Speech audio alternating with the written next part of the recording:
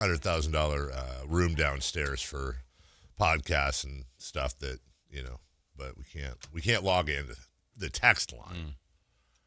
Maybe they're right about the radio shows. Just maybe. How are you? Good. How are you? I'm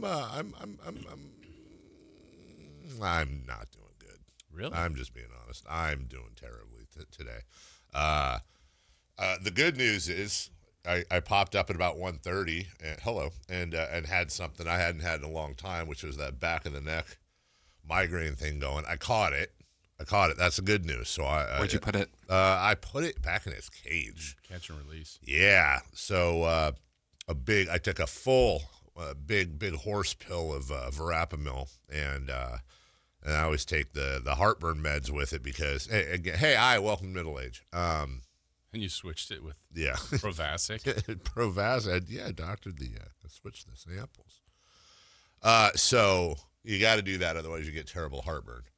The highlight of which was the day it was Chris and I can't remember where you were, and I didn't take the heartburn stuff, and I was fighting a terrible migraine, and then I think we replayed Sam Amick or something, because none of us could leave. So I think we replayed Sam Amick so I could drive down to the CVS and grab some heartburn stuff. That sounds familiar. And then on Del Paso Road, I had to pull over and vomit on the curb. In the curb. I was nice. Nice to the curb? Nice to the curb. Cars driving by, seeing that drool. In the second half.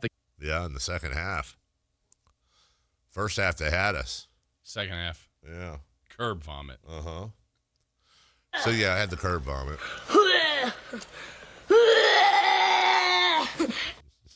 One of the all-time great monologues ever from a kid in any movie. Chunk just telling him everything. And I don't know why, but the funniest part to me is when the one bad guy is like, I started to like this kid. Well, it's crazy. If the first time I saw it, if you told me they showed the scene, I would believe it because he did such a good job. He did. Seeing everything that happened. He did. Just everything from fourth grade on. He didn't want to then put his hand in a blender. Little they know he'd team up with Sloth, John Matuzak, and take over. Hey, how about shout out to the fact that they never did remake Goonies. I know there were rumors and stuff. Never did remake Goonies. You feel like in an alternate world that there absolutely should be 4 Goonies. Goonies, the original, Goonies 2, the return to Slick Willie's cave. Or what was it? Well, One-Eye Willie's cave. Goonies 3. Hearing that out loud. Goonies 3, The New Adventure. Goonies 4, The Next Generation. The Goonies series. I feel like Goonies is an IP that just somebody with Spielberg probably is like, yeah, we're not remaking any of those, and he's the guy that has the power to do that. Really surprised when you think about it. There was nothing done with that, because is that a cult movie? Cult classic? Yeah, not a cult movie, but yeah. I didn't see it until I was way older. I would say I was 13 or 14. I feel like it was popular enough to not be a cult classic. It was a mainstream classic. I don't know what the box office was, but I could see it as a VHS movie back then. I saw it in the box office. Let's see. Goonies box. You can't make it today because kids are all on their iPads and their screens and their Snapchats. And their facey space, adjusted for inflation. We don't need to look for a treasure because I'm going to get a Twitch stream to save the house. Goonies made $120 million. That's decent. That's good. You bust $100 million. Back then? That's crazy. 85. Yeah, 85. Well done. Well done. I was almost one. You still are one. One son of a gun. You. Why are you wearing a collared shirt? You know what's happening. I'm going to a funeral. Are you? Do we have verification? What is your thoughts? What do you think I would be up to? That he had to leave early today. Yeah. He's got to leave an hour early to go to another funeral. Another one? Well, he just went to a funeral not that long. Within the last year, he's been to another funeral. He had to leave early. I know that. How long ago was that? A year and a half. Yeah. That's what I said. Then the last year or two. Well, people do pass. They do. What's the I don't know what you were going to say. I was going to say like what I was going to say like what's the like if the funeral bubble starts with like immediate family and then it extends to, you know, friends of the family, whatever, you know, you can go. But like, is there a cutoff? Like, let me give you an example. Let's say that what about animals? Like, what if, you know, your friend's dog passed and it was super important. The family's, like, super crushed and they're going to have a, you know, they're going to have, you knew the dog. It was a good dog. And they're going to have a thing. You attend out of respect, or is that ridiculous? I feel it's a bit weird for the family to ask. Yeah. I feel like that's a very intimate family thing. You know, they have destination weddings. Mm-hmm. Are there destination funerals? I guess if you're going to do the ashes, that would be technically that, right? Yeah, or maybe that's a request for the person. It's like, hey, I want to get everybody together, and one way to get everybody together is to come to this destination funeral on my behalf. And it's like, hey, I can get all my friends and family to... I would feel like then it would be more of a celebration of life. Yes. Which I like. That person would be like, all right, don't be miserable. I mean, you're sad probably that I'm course. Gone, but like, let's get together. Let's have some fun. Let's have a memory. I like the celebration of life angle, but it always feels like I always feel like like if Chris doing a spit take is a 10 on the laugh scale, like I feel like you have to mute the laughs to like a 5. Yeah. How do you feel about pre-recorded videos from the person who passed, like in Brewster's Millions, or like Little Big League? Yeah, like one of them, like, hey, if you're watching this, I kick the bucket, and then they just go around the room. Or Beer Fest. I don't know that I've ever seen one live. I've seen them in movies and TV shows. Would you do one? Would you set one up? I don't think so. I mean, it just depends on. That feels like you were sick. Yeah, like you knew. Sick, yeah, and it's like you had months or whatever the timetable. It's like, hey, I want to set something up and say something about everybody. But I don't know. Or maybe you're very old. You know what, actually, I don't know if we're there yet or not, but I feel like we're incredibly close if we're not there already. Here's an idea, is like an AI bot that you can spend time, like, asks you, like, over time, like 500 questions. And it gets your mannerisms and your voice and your personality and all that in order. And then you set that up, and then, like, your relatives, anytime they want to have a conversation with you, they understand it's not really you, but... Do they? Well, unless you're like, hey, it's really me. I'm a computer. Yeah, I mean, I'm a computer. I wouldn't mind that. Like, I mean, you know, obviously, I'm sure there's things that... Facebook's already doing it. What if it was turned up to, like, insensitive, Dave? And then all of a sudden you're... It's like, you again. I'm trying to enjoy my afterlife. What do you want? All these... questionable statements. I don't mind that. Like if my grandma had done that, hey grandma, what's going on? What would you do here? You know, or how you know, whatever. Hey grandma, it's her voice, it's her face. I mean, it's not, but you know, it's kind of cool. Would it adjust to the time period? What do you mean, like? I don't. I'm trying to date something, so it's like if it was your grandparents and they're like, well, I'm going to write you a letter. I got you. Like, well, yeah. Oh, that's true. There's a lot of things there. What, you know. Yeah. No, there's. And there were computers, but you know what I mean? Like something where. You just don't. I think you could probably put something in there as far as the way they talk. And because, you know, I mean, certain words, certain things you could. But they're very modern. Yeah. They're like, hey, this afterlife's fire. I was thinking about this for 6-7 minutes. What? I'm a computer. Yes. That'd be kind of Oh, you saw the AI George Washington, haven't you? I don't think so. Have I? I haven't. I haven't either. Glenn Beck has a interview with Your guy. AI George Washington Really? on what he thinks our country should do. Perfect. And he's in a T-shirt. I will say, I will say that what's been making the rounds is I think it's the bar bill for George Washington's retirement or something like that. Like they actually have that, and someone has a copy somewhere, and it was like there was like, I don't know, 15 people there, and they drank like 15 things of whiskey, and like it's basically they got just insanely hammered. And I mean, I guess they could hold their liquor back then. Oh, here we go. The bar tab of a 1787 farewell party for George Washington is still intact. According to the bill, the founding fathers drank 54 bottles of Madeira. It sounds like the Luka Doncic thing. 54 bottles of Madeira, 60 bottles of claret, 7 bottles of whiskey, 22 bottles of porter, 8 bottles of hard cider, 12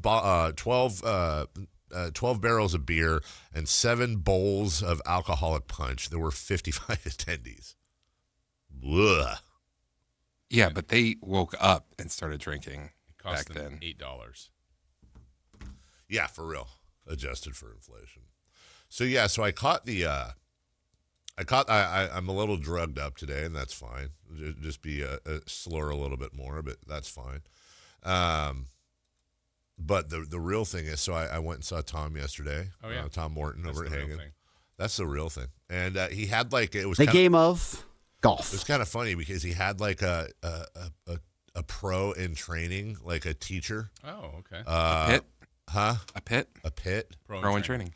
Thank you. Yes. And so he was like observing the lesson and taking notes, which, you know, I thought it would be weirder than it was, but it wasn't. Nice guy. You know, it was somewhere. It looked like he was in his It's late, like when the late doctor 20s. comes in and says, hey, we're training somewhere. Dude, seriously. And why is it that every single time I'm at the doctor's and they're training somebody, it involves something I just don't want anyone else seeing? And why? I don't know that I've ever had, and I don't know if this is normal, but I feel like I've had this incident like 4 or 5 times at the doctor, lifetime, where, hey, this is nurse whatever, this is future Dr. Bonnie, and she's going to observe if that's okay with you. I'm not going to say no. Right. I'm never going to say no. That's rude. But then it's like always when it can't ever be when I'm going there because, I hurt my ankle. It's got to be like, let's check this out day. Let's check under the hood. There's Bonnie. Yeah. Just, Hey, by the way, I listen to you every morning. uh-huh.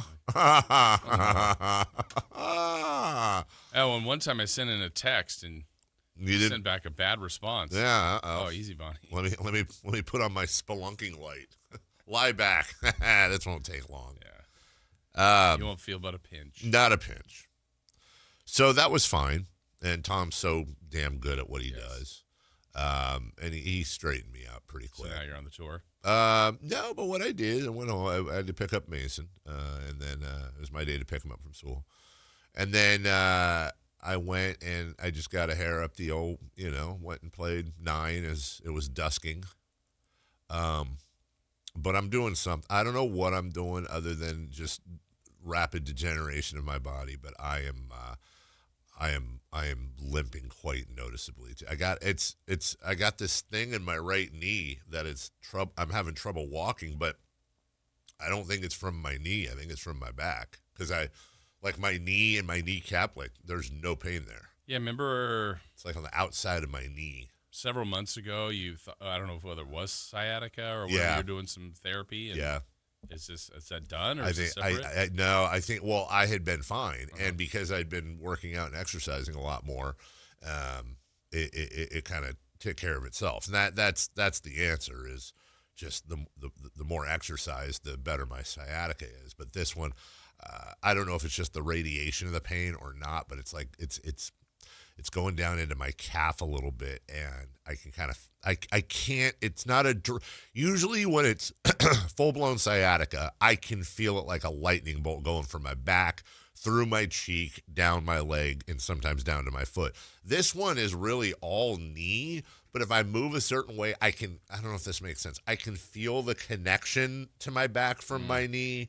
So I think this is it's just growing right now. And I don't know how It really is true. The older you get, the stupider your injuries are. They really are just dumb.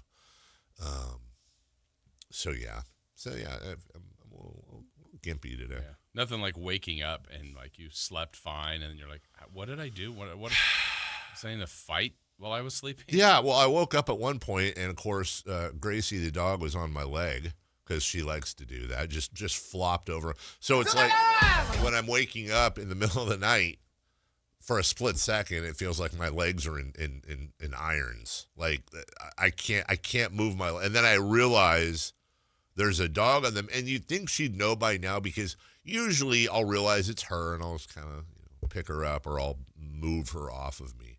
But there's been at least 4 or 5 times where in my dream something happens and I wake up and I'm like, ah, and just launch her across the room. Just dog flying because I freaked out and kicked my leg out. You'd think at this point she'd realize this is not the right place. I can lie against him, but I can't lie on him. But I think she's a moron. Huh. I do. I think she's an absolute. This dog is an idiot. She is an absolute idiot, dude. I love her. She's very sweet, but she is an idiot. We have a dog across our fence. In our backyard, there's a fence. Every day, man, that we'll all be outside. I'm doing stuff, and this dog comes out, and there's like a little crack in our fence, just a little crack in our fence, so they can see through. And as soon as dog comes out and goes near the fence, Gracie goes at that crack in the fence, like literally, like Jaws going after a human, like just this yelping, barking, just I want to kill you, yep, like biting the fence, and it's like I don't understand. It's a dog. Right. You see it every single day. Is she saying, "This is my property. Do not cross this line"? Or is she saying, "I'm a dog. Are you a dog?" Or is it just, are they playing? I don't know, but you can't. I have to go get a treat to get her to come in because she won't. Then I'll go to grab her and she'll start running around. She's one of those. We can't leave the bathroom doors open when we're gone. Somebody did that yesterday and I came home. There's a very specific reason we can't. She likes to get into the trash. I'm going to try to describe this story in the best way I can with respect that it's 6:19 in the morning. I come home, and whenever I come home, the dogs, Gus and Gracie, Nacho doesn't care, but Gus and Gracie, they have to go grab a toy. It's like, talked about it before. I think it's like, here's my toy. I love you. It's their way, whatever. Well, Gus had his little bone, his little leather bone or whatever it was. But I look over at Gracie, and she has something in her mouth. It's not a toy. I don't know. It looks like, is it a wrapper? Is it something? And then there's it's kind of hanging out of her mouth like a piece of cloth or whatever. And as I get close to her, I realize exactly what it is. Here's how I will describe it. She got it out of the bathroom trash. It's 100% something I don't want to touch. It's also 100% something I would never use. Right. Because I'm a man. And now I have to chase her around the house because she thinks it's a fun game of keep away. And then when I finally catch her. How fun is the game? I'll tell you, it's not fun. And I go and I grab a paper towel because I don't want to grab it from her. So anyways. So there's that. And then we had a cheesy mac last night. Oh. Who made it? Wife. John on the text says, I think Katie brought this up to me years ago. He said, "Have you thought about Botox for your migraines?" Yeah, I have. I might do that. MC, I think it's in your forehead. I don't know. I mean, I'm not getting Botox if it makes me look like, one of them weird Botoxy people where my face can't move. But if it's in my scalp or, I would never get Botox for the look. Yeah, if it helped migraines. But MC responded and said, Botox is such a ridiculous product. I'm not here to say yay or nay. I don't know enough about it. But I'll tell you right now, I would inject dog turds into my forehead if it helped with I don't care. If Botox actually helped my migraines, and anyone who suffers from migraines would tell you, there's I would have to sit and think about things I wouldn't be willing to do other than illegal stuff. And I would probably do a couple of illegal things as long as they didn't hurt someone. Yeah. Like if somebody said you have to shoplift a 6-pack of beer to help your mic, I would do that. I would break the law. I'm a moral guy, but I would do it. I'd find a way to like overpay the next time I went. I'd find a loophole, but I'd do it. I don't think you're eligible for this. What? Or what they're saying it's for people suffering from chronic migraines 15 or more days per month. Yeah, with at least 8 days of migraines lasting 4 or more hours. No. That's the Botox? Yeah. Yeah, no, that's not me. That's not me. Minor problem. I mean, it's been really good lately, but I'd say if I took it over the course of a year, I'd probably get 2 or 3 a month. But here's the problem. It was, like I said, it was around 2 a.m., somewhere in there, and I was sleeping. When I woke up and just my head was on fire. And the problem is you wake up, now you're out of sleep, now you're up. You got to go get the meds. And then there's this little voice in my head that's like, okay, now we're on, it's like a countdown clock. Like, what do you have to do to get rid of this? And also you need to prepare to call Jason and Chris. And that's my nightmares. We did that a few weeks ago when Chris was gone. That's right. And when I got to call you and say, dude, I'm not going to make it. You're always wonderful about it, but doesn't mean that it's you can be you. Yeah, exactly. I mean, look, it sucks. Then he comes in swearing up a storm. I wouldn't blame him. I mean, it doesn't matter what it was. It could be like the worst thing ever. Well, no, because I wouldn't think about the show. Whatever problem you had, if you called me a half an hour or texted me a half hour before the show and said you couldn't come in, obviously everything would be about, I hope you're okay. I hope you're everything, but it doesn't diminish the fact that it just made the day 10 times harder. And so, you're letting doesn't matter. It's excused, but you're still letting, this isn't like, like when my wife, whatever, most jobs, not all, but most jobs. Like I got a buddy who works for the state. If he's sick, he's sick. He takes a sick day. There's a billion people there. Like this isn't the same. You take a day off. It doesn't matter why. You're letting your whole team down. Everybody's got to work harder. It's a more stressful day. But that's what happens is, okay, I got to try to catch this. And if I can't catch this, I got to have a cutoff time, which is usually around 5:30. Where I have to say, I can't do it. Yeah. And the trick is, like, if we were the afternoon show, you might go, hey, it's 10 o'clock in the morning. Just a heads up. Absolutely. I'll let you know by noon. It's not here. All right, well. Not in this case. Yeah. Because you're doing that process while I'm. Yeah, exactly. And I'm not going to try to wake you up. And then regardless, you got crap sleep. And we got to go to break here. I don't mind telling you, Jason Ross, this stupid ring. Stupid ring. What are you looking at, stupid ring? Here we go. This might have 5.5 hours last night, 4.5 hours the night before, 5.5 hours the night before, 4 hours and 1 minute the night before, and then I got 7 hours the night before. Gotta get the sleep back. It says I have 12 hours of sleep debt. No naps? Like yesterday, I couldn't because I had to get Mason. I guess I could have if I didn't have a golf lesson, but. Tis what it is. Anyways, hey, listen. Love you all. We're going to have a great show today because Sam's on. We're going to have a great show today because there's a Kings game tonight. We're going to have a great show today because we're all here together. Right? Right. We're going to have some fun. We'll take a break. When we come back, we'll go a little bit around the NBA, also an NFL move in there. Today, we're going to talk about Mike Silver's latest article that caught my eye this morning. The headline is, "The Raiders are a mess." What? I didn't expect to hear that. And I'm not even being snarky. Like, I think they're going in a great direction. I have all the respect in the world for Mike Silver, who has immense connections with the Raiders. So that really caught my eye. Kelly Brothers will join us at 7:28. I believe he's something. I don't know what it is. Is he good looking? Is he good at pickleball? Good at business. That's right. So there's that. Sam Amick at 8 a.m. Sit back, relax. It's a Thursday show. Love you all. We'll start next. Malik Monk plays here. Started left, goes right, steps back, launches the three. Nothing but net. Oh, that was just filthy.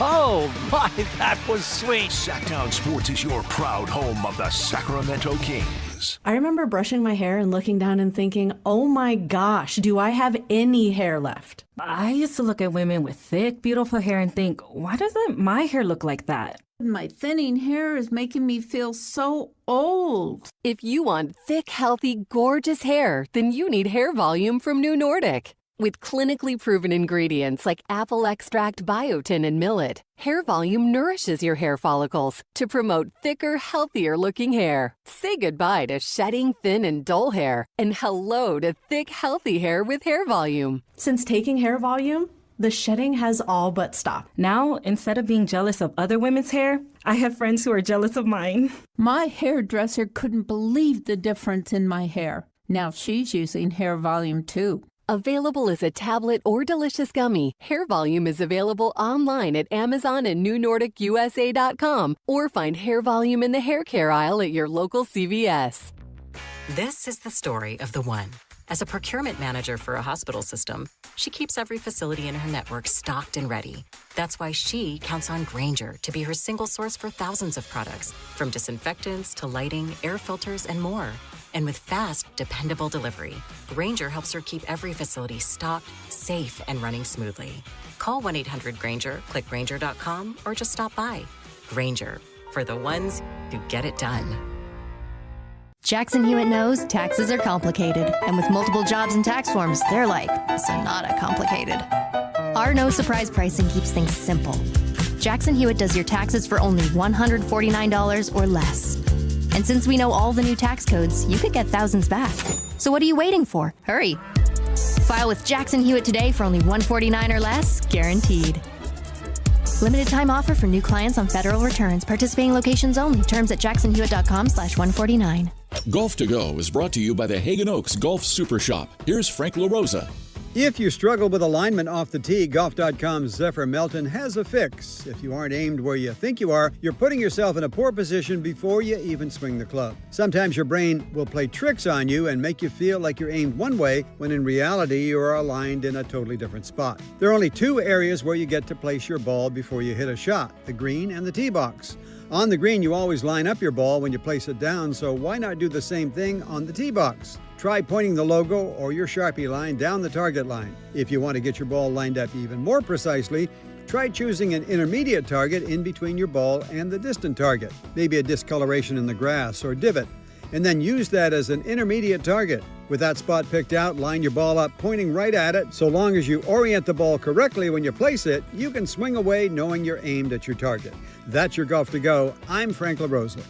Guys, did you know your testosterone level impacts your energy, libido, sleep, weight, hair loss, mood, and even ED? And right now, Revive Men's Health Sacramento will check your testosterone for free. They've helped thousands of men since 2011 feel and perform better. They're so confident they can help you, they even guarantee it. Schedule your free testosterone test, exam, and consultation today. Call 916-277-8599. That's 916-277-8599. Or visit ReviveMen'sHealth.com. Get ready, Sacramento. The Sacramento Boat Show and Big RV Show is taking over Cal Expo, March 5th through March 8th. It's two huge shows, one massive event. Don't miss it. Get details now at twohugeshows.com. Have you tried my Colombian tamales? Yes, but the Mexican tamales I brought are way better.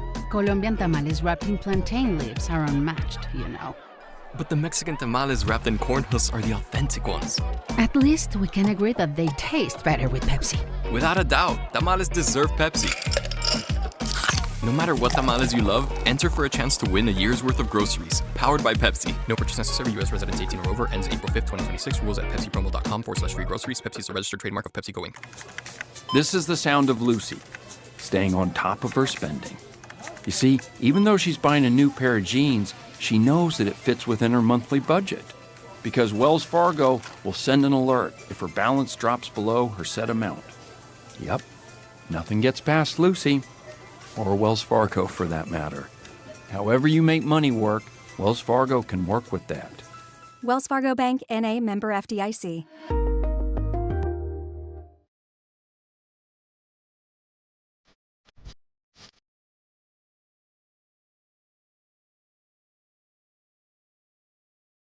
The Carmichael Dave Show with Jason Ross. Call or text at 916-339-1140. On Sactown Sports.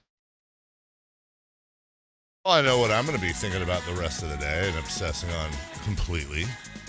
What's that? Well, I was perusing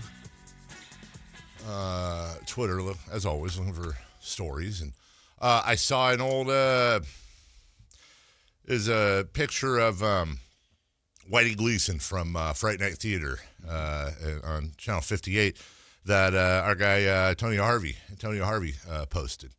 And he was saying some nice things to Whitey about it, so I was going to retweet it, and I like the retweet button was blacked out for some reason. And sometimes people are like, only people that follow me or whatever. And then I looked, and I'm blocked by Tony Harvey. He's the sweetest guy in the world. I've never had a crossword with him ever. Every time I see him, it's a handshake hug type of thing. Now I'm going to think about that all day. I'm going to have to find his number. Okay. I'm going to have to call him, which is weird in itself.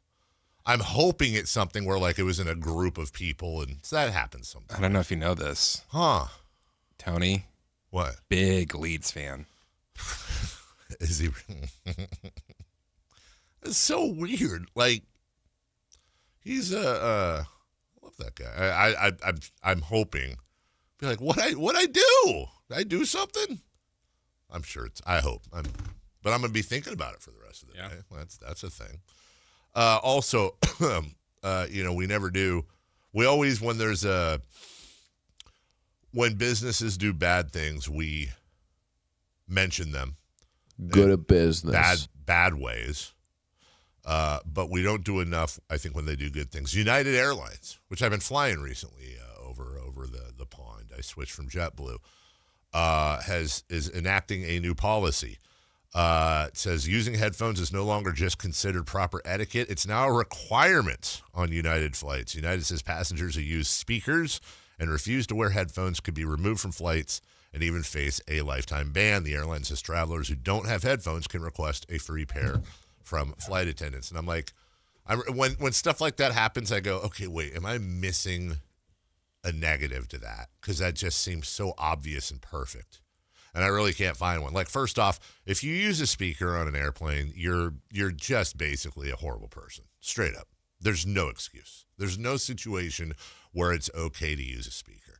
I also think people that talk on speaker on their phones loudly in quieter places or whatever, don't like them.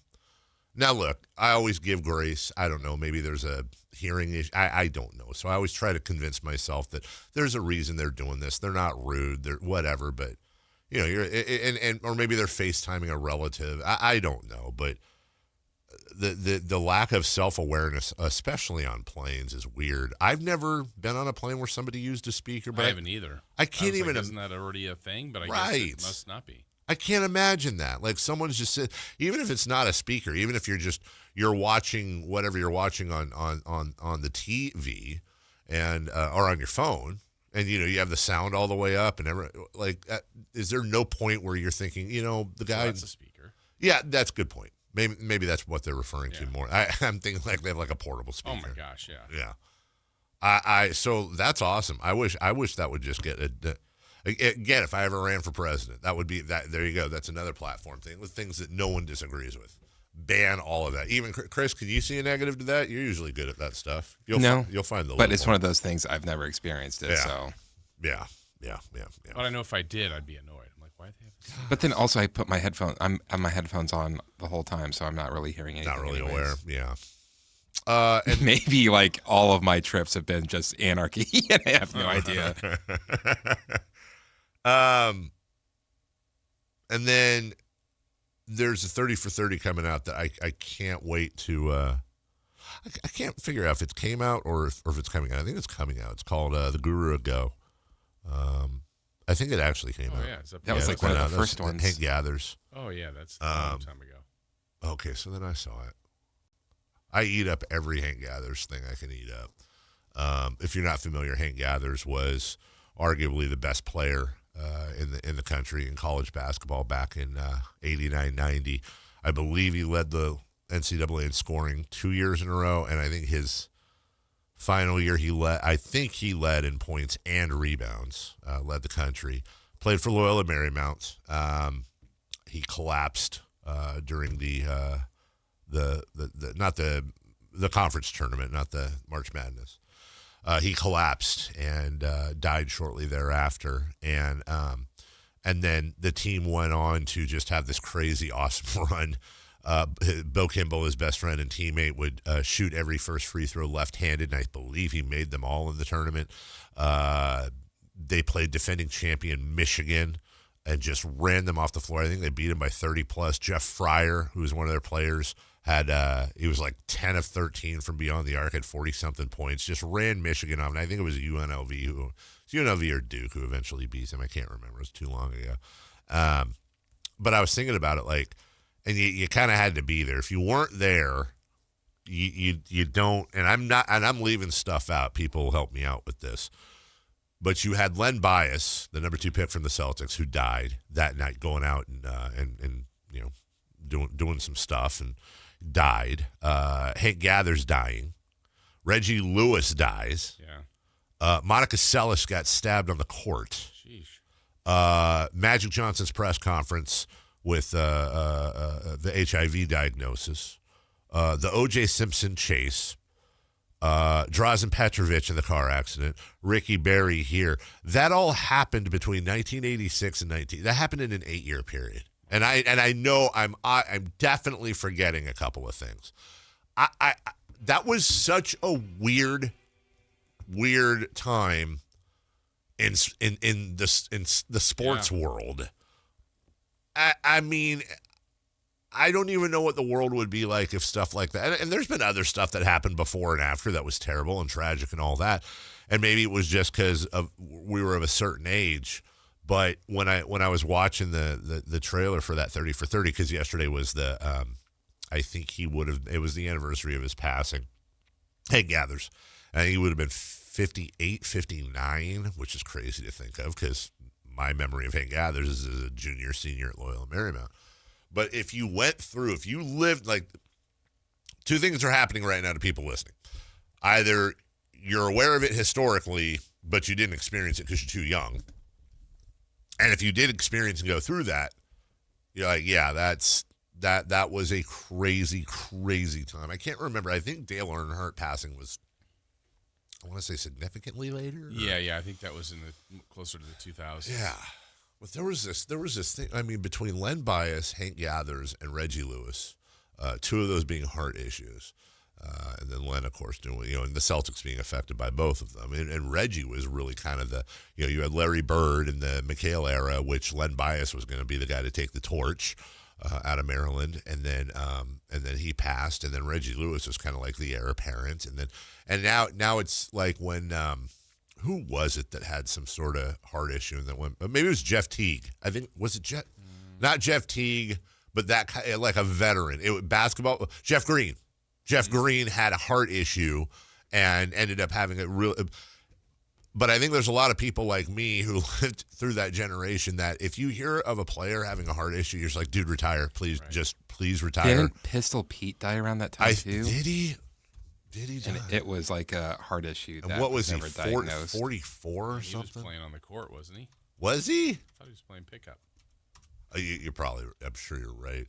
1988, Pete passed. Wow, that's right. I don't have any memory of that. That's something I don't have a memory of. I don't remember when he passed. I don't remember talking about it. Let's see it. Yeah, January.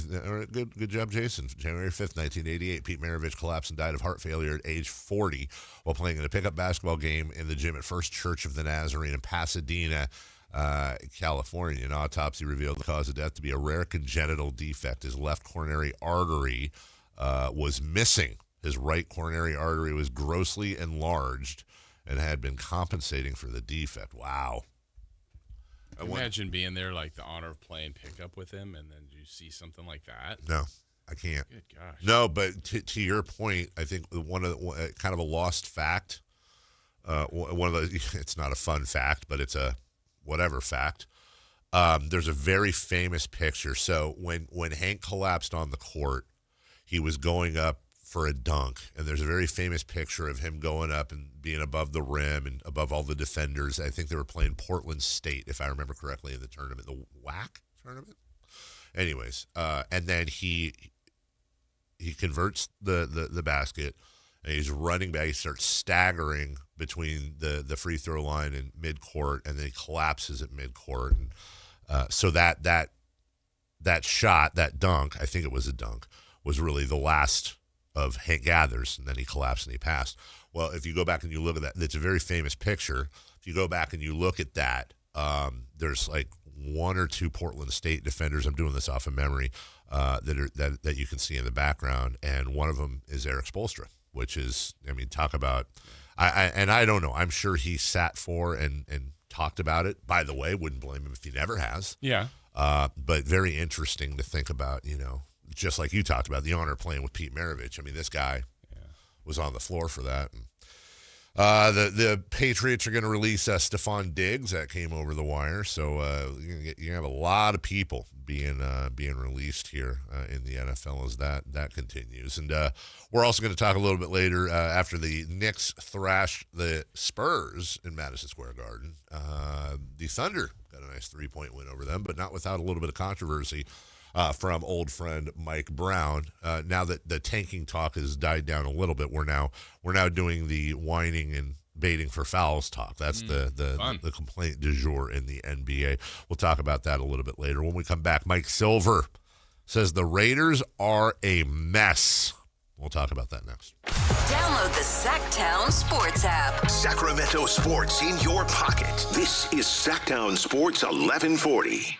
Do you owe $10,000 or more to the IRS like Will? When I was 50, my whole life fell apart. I lost my job, I lost my wife, I lost the house, I lost pretty much everything except for my life. When the IRS came calling, I just didn't have it in me. I felt like Wile E. Coyote, just waiting for that IRS anvil to drop. Then Will found tax relief advocates. I heard their advertisement on the radio, I wrote down the number, and I made the call that changed everything. The IRS gave me a bill for $40,000. Tax Relief Advocates got that down to $3,200. I've paid 9 cents on the dollar. Now that's a great deal in anybody's book. If you owe 10 or even hundreds of thousands of dollars to the IRS, don't lose hope. Do what Will did and call TRA for a consultation. But for me, the real win is I got my life back. Visit TRA.com or call 800-488-2578. 800-488-2578. That's 800-488-2578. Capital Casino is conveniently located in downtown, 411 16th Street, and has been a part of the greater Sacramento area for over 20 years. They offer the best variety of games in the region in a safe and friendly environment, and there's plenty of parking, all well lit and monitored by security. Come have a great meal at the cafe and restaurant inside. Capital Casino has the best food, the best service, and the best action. But please always remember to gamble responsibly. 1-800-GAMBLER. At InShape, we have a place for every kind of mover. The Sometimer, the early riser, the after-work grinder, the yogi, lifter, bodybuilder, walker, runner, swimmer, spinner, stretcher, rower, climber, jumper, dancer, boxer, sauna seeker, recoverer. Basically, if you walk, lift, stretch, or sweat, you belong at InShape. So whether it's your first time or your first time in a while, start the year strong and join today at InShape.com. Find a location nearest to you. Heyo, Johnny Mosley here, coming at you with Thursday's Toyota Tahoe Report. The Toyota is fired up and ready to roll. Let's tap the experts to see what Palisades has in store for us today. Thanks, Johnny. Bluebird skis await. Thursday looks sunny with highs near 40 degrees and light winds. Clear skies continue into the evening with temps dropping into the mid-20s. This report is brought to you by your local Toyota dealers. Toyota, let's go places.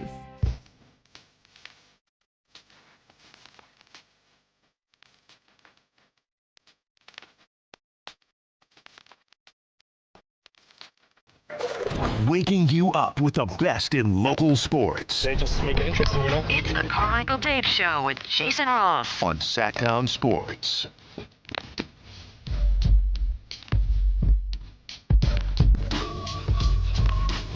Can't log in on the text line on the computer, but I can log in on my phone. So if you're texting us at 916-339-1140. I'm glad I logged into the first text I saw came in about 20 minutes ago when we were talking. Do you not understand dogs? You're such a chick, Dave. Well, do chicks not understand dogs? I don't know. Is that a thing? Come on. That's woman's work. That's what. You're such a chick, Dave. Yeah, well, you're a chick. I don't know how that started. How would we come up with chick for a girl? Don't know. What is the male equivalent of chick? Dude. Is it dude? Bro. Yeah. That's a great point. Dude, bro, dude. You said. That's my son right now. Bruh. Like I've had to talk. I'm like, I'm gonna start fining you for every bruh. Like you can talk without going bruh. Mike Silver says the Raiders. Ugh. What?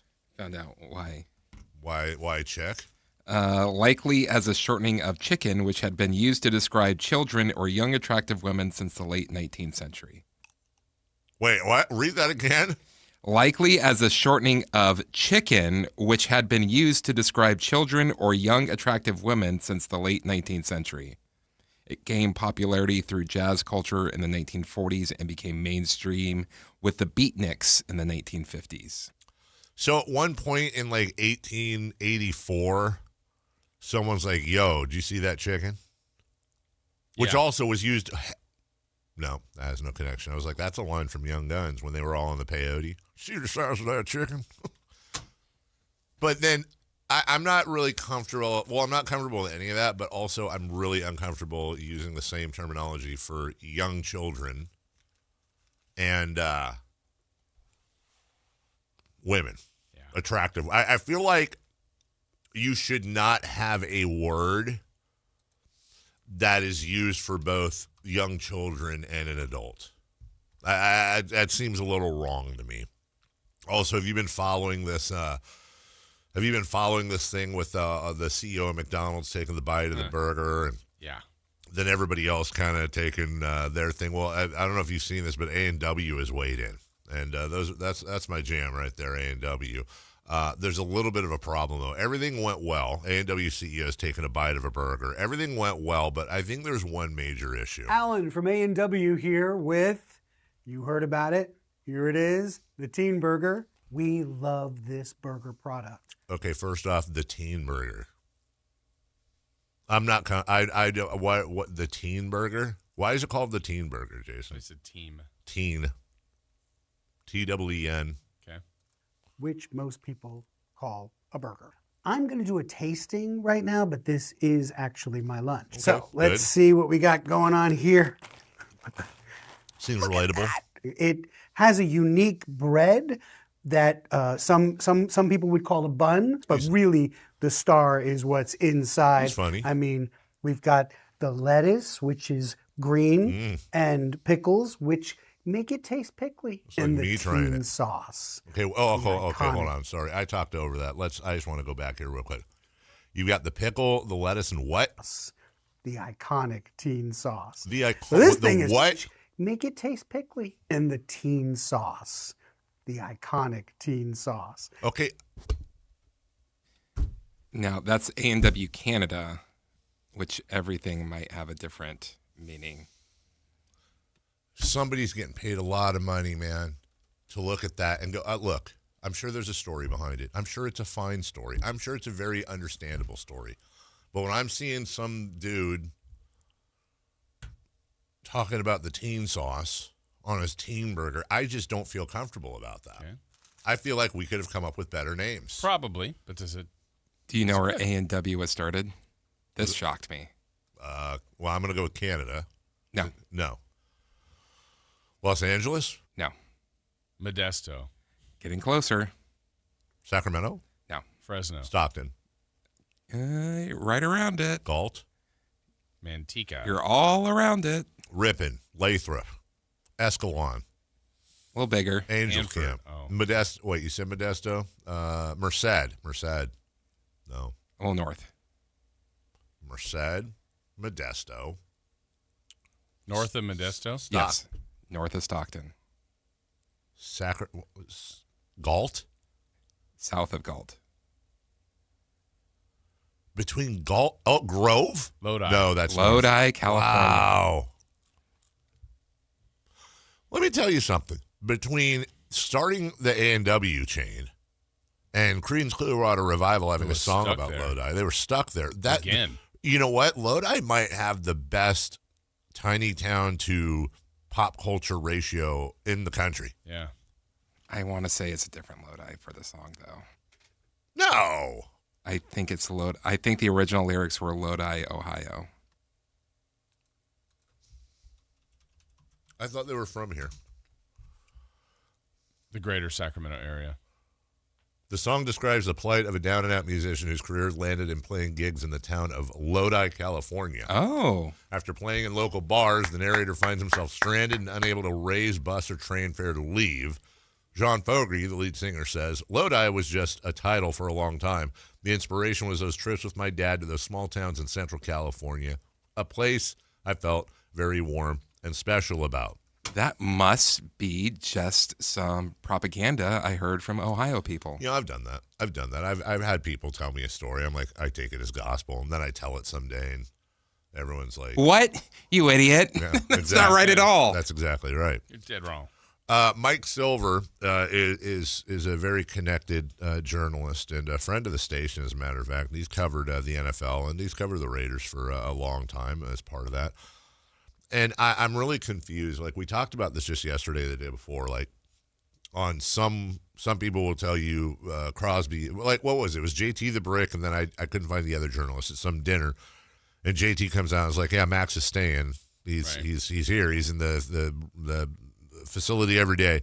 And some other guy writes about how he was basically saying his goodbyes. Well, Mike Silver comes out and says, Crosby's ready to go.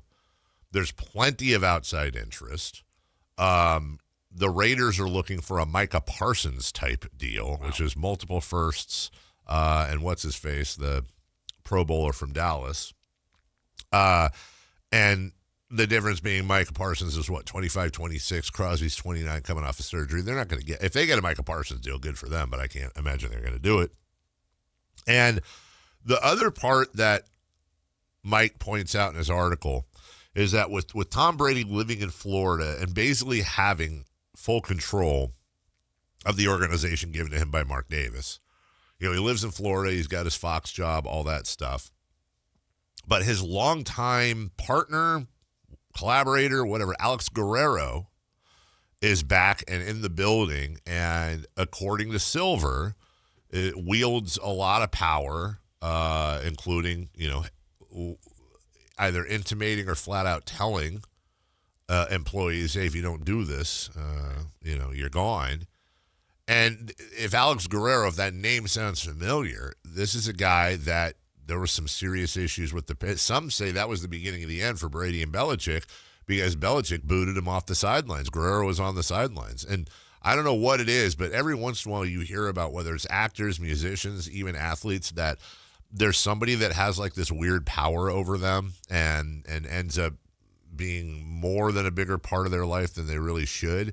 Obviously, this guy Guerrero, Tom Brady has been incredibly successful at just about everything he's tried to do, and if this guy is a part of that, only Tom Brady can tell you. But he obviously rubs people the wrong way.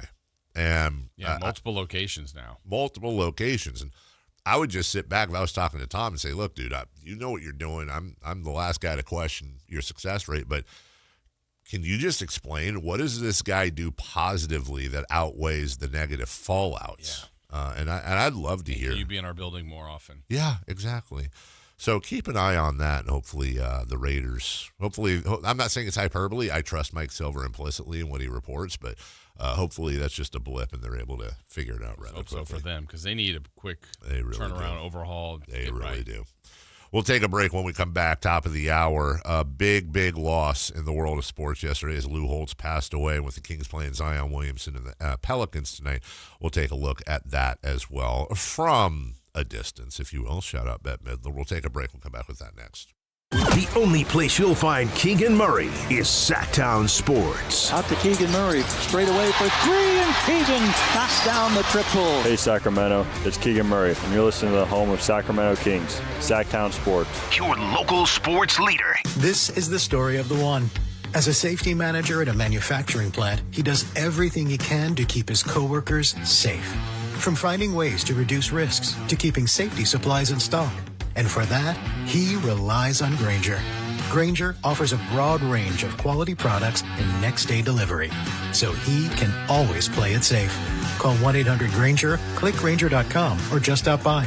Grainger, for the ones who get it done.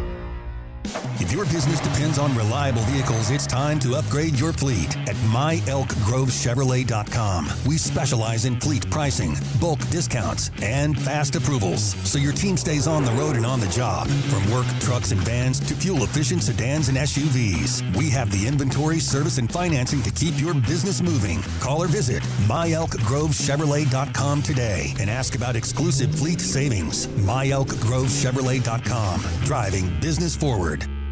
Injured and you're considering an LA law firm looking to charge you 45% to 50% in attorney's fees? That's overcharging. Ashton & Price has been around for over 25 years, and I can tell you no matter how complicated your injury case, you should never be charged 45% or 50% in attorney's fees ever. Direct, experienced, unrelenting, and honest local representation matters. It's called Home Court Advantage for a reason. Ashton & Price serious local attorneys for serious people with serious injuries. So for the best local advice, don't think twice. Call Ashton & Price.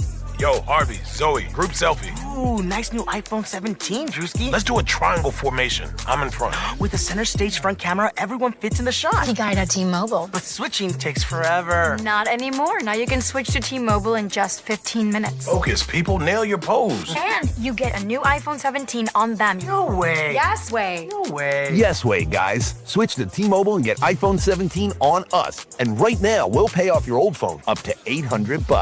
I'm grabbing my phone and switching to T-Mobile right now. Get back, Harvey. We're taking a... let's go again, y'all. With 24 monthly bill credits, finance agreement, 256 gigabytes, $830, eligible trade-in, example iPhone 13, and new qualifying line, $60 plus per month plan with autopay plus taxes and fees. For well-qualified customers, plus tax and $35 device connection charge. Credits end and balance due if you pay off early or cancel. Contact us. $800 via virtual prepaid card. Card typically takes 15 days after rebate submission, no cash access, and card expires in 6 months. Check out in 15 minutes per line. Visit T-Mobile.com. KHD1 Sacramento, KYMX HD3 Sacramento. From the Power Business Technology Toshiba Studios. This is Sactown Sports 1140. 3 questions, 3 answers. It's 3 for Madness on the Carmichael Dave Show with Jason Ross. Here's question 1.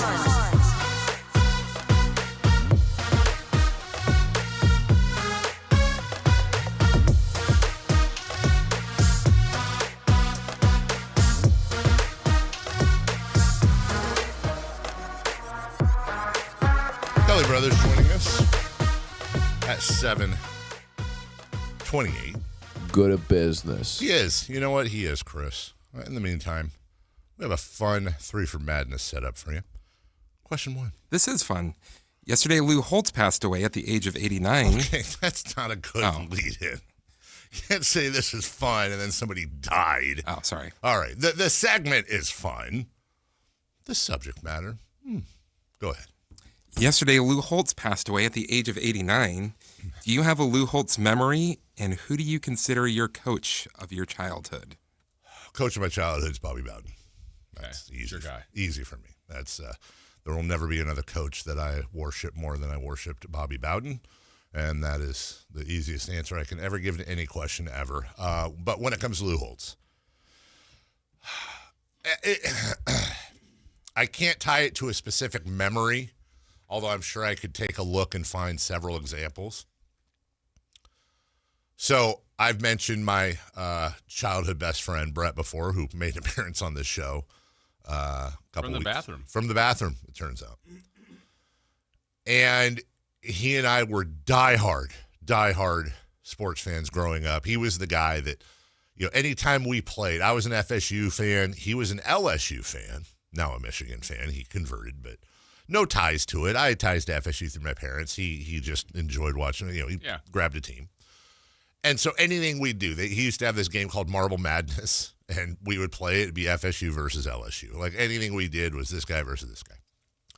Well, Lou Holtz was very successful in that time period with Notre Dame football. And one of the things he and I and many others noticed with Lou is it didn't matter who they were playing. So it'd be like number 1 ranked Notre Dame is favored by 39.5 over Appalachian State. Right. And they'd say something in the pregame press conference like, Lou, your thoughts on this, you guys are favored by quite a bit. How do you see it going?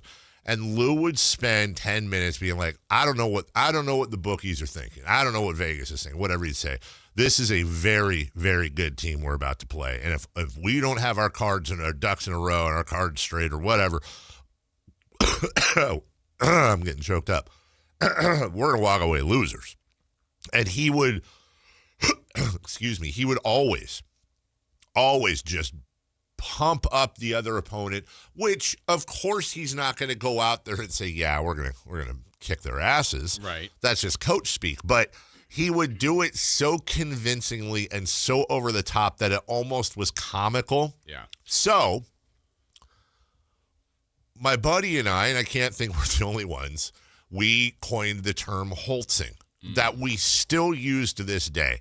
So, for example, if I don't know if this never happened, but if he and I were to go on a double date and I had a girlfriend and her best friend wanted it was a blind date, he'd never met her, and I was talking up like, oh, dude, she's basically a model and this and that, whatever, and then she wasn't, he'd be like, dude, what are you Holtzing me for? Or I know this happened many times where he would tell me about, he was a Smashing Pumpkins fan, and he'd tell me about this new album, how great, like it's the most insane album. He'd always be over the top dramatic about it. And then it was like, dude, you Holtz that album completely. If I were to call him right now, which I will not do, and I were to say, hey, man, you're Holtzing me in some context, he'd know exactly what I was talking about. So Lou kind of entered that lexicon, but it was really out of respect and the fact that he was an incredibly successful coach. And also incredibly respectful to his opponents. He will be missed. He was definitely 80s, 90s. He was big-time college football. The same idea for you, like yours is Bobby Bowden. For my childhood coach would be Terry Donahue. It's just like the ones, like that's the coach, grew up, he was the guy, always will have that impact. But, the same thing that you said about Lou Holtz is what I was thinking of as I can remember in high school, we had a situation where maybe it was my freshman year of playing basketball. Mm-hmm. So you're new at it's competitive basketball, whatever, and your word around the league. You don't have the same kind of social media and stuff that we have now, but like we were playing one of the worst teams in our league.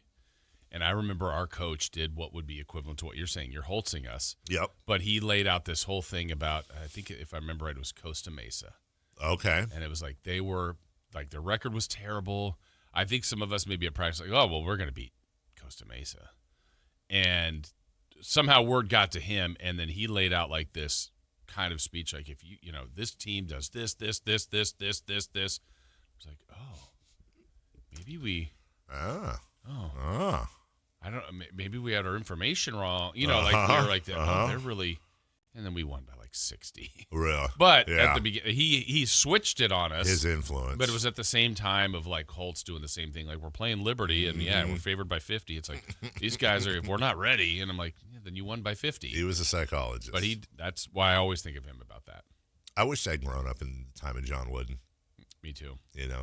That's an interesting question, Jason. Now I was just thinking like, okay, so Bobby Bowden was my coach growing up overall, but that would obviously also be my college football coach. Mm-hmm. That I grew up. I think probably Coach K was the one, even though I wasn't a Duke guy, like I was trying to go by each sport. So Coach K was probably the most influential college basketball coach of my youth. Roger Craig of the Giants, that was my baseball guy.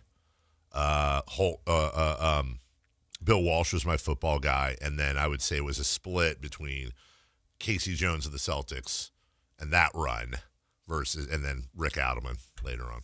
Yeah, I would probably I was going to say Adelman had an impact. I mean, I was older, but not a kid. Yeah. But still, it was like it just was, this guy knows what he's doing. Yes. And just his mannerisms, he always just felt like he was in control of everything. Absolutely. And I don't know any other way to put it, but. And he was notoriously, crispy is not the right word. What's prickly? Yeah, and then everyone would say like the real him was like really funny, right, and like quick-witted. Yes, it's like, but we didn't get a lot of that from the media. From the media, no, we did not. Probably didn't want to answer these dumb questions, and yeah. Well, he will be missed. Lou Holtz will. Number 2, please. Question 2. Tonight, the Kings play Zion Williamson and the New Orleans Pelicans. He is in his 7th season, but still just 25. How would you characterize his NBA career? And my thought process behind this one, by the way, was yesterday we were talking a lot about what ifs, and I'm like, is he in? I mean, like, he's not done. No. And I don't know where his career is going, but, you know, he could be getting to that what if because he's been good, but not the player, I think, the hype that he had. And then even while he was out, it's like, well, just get him healthy. And, you know, we're looking at MVPs, that kind of thing. And, I don't know. I mean, I feel like I've said this before, Dave, about Zion. Like, if I was the GM of the Pelicans, I probably would get fired over the decision, but I would have traded him. Yeah. Because I think I can't keep going this way, going, well, we're waiting for what? Like, play him or move him? He's in his 6th year, as you said. Well, he missed a year. Mm-hmm. So 7th, really. That's right. Was it 21 season? He did? His rookie year, he played 24 games. Second year, he played 61. I think that was COVID. Then he missed the next year completely. Yeah. Then he played 29 games. Now, in 23-24, he played 70 games. Okay. At 31 and a half minutes a game. So that's the best example we have. And what were his numbers at? 23.6 boards, 5 assists on splits of 57, 33, and 70. That's good. He had just under a block and just over a steal.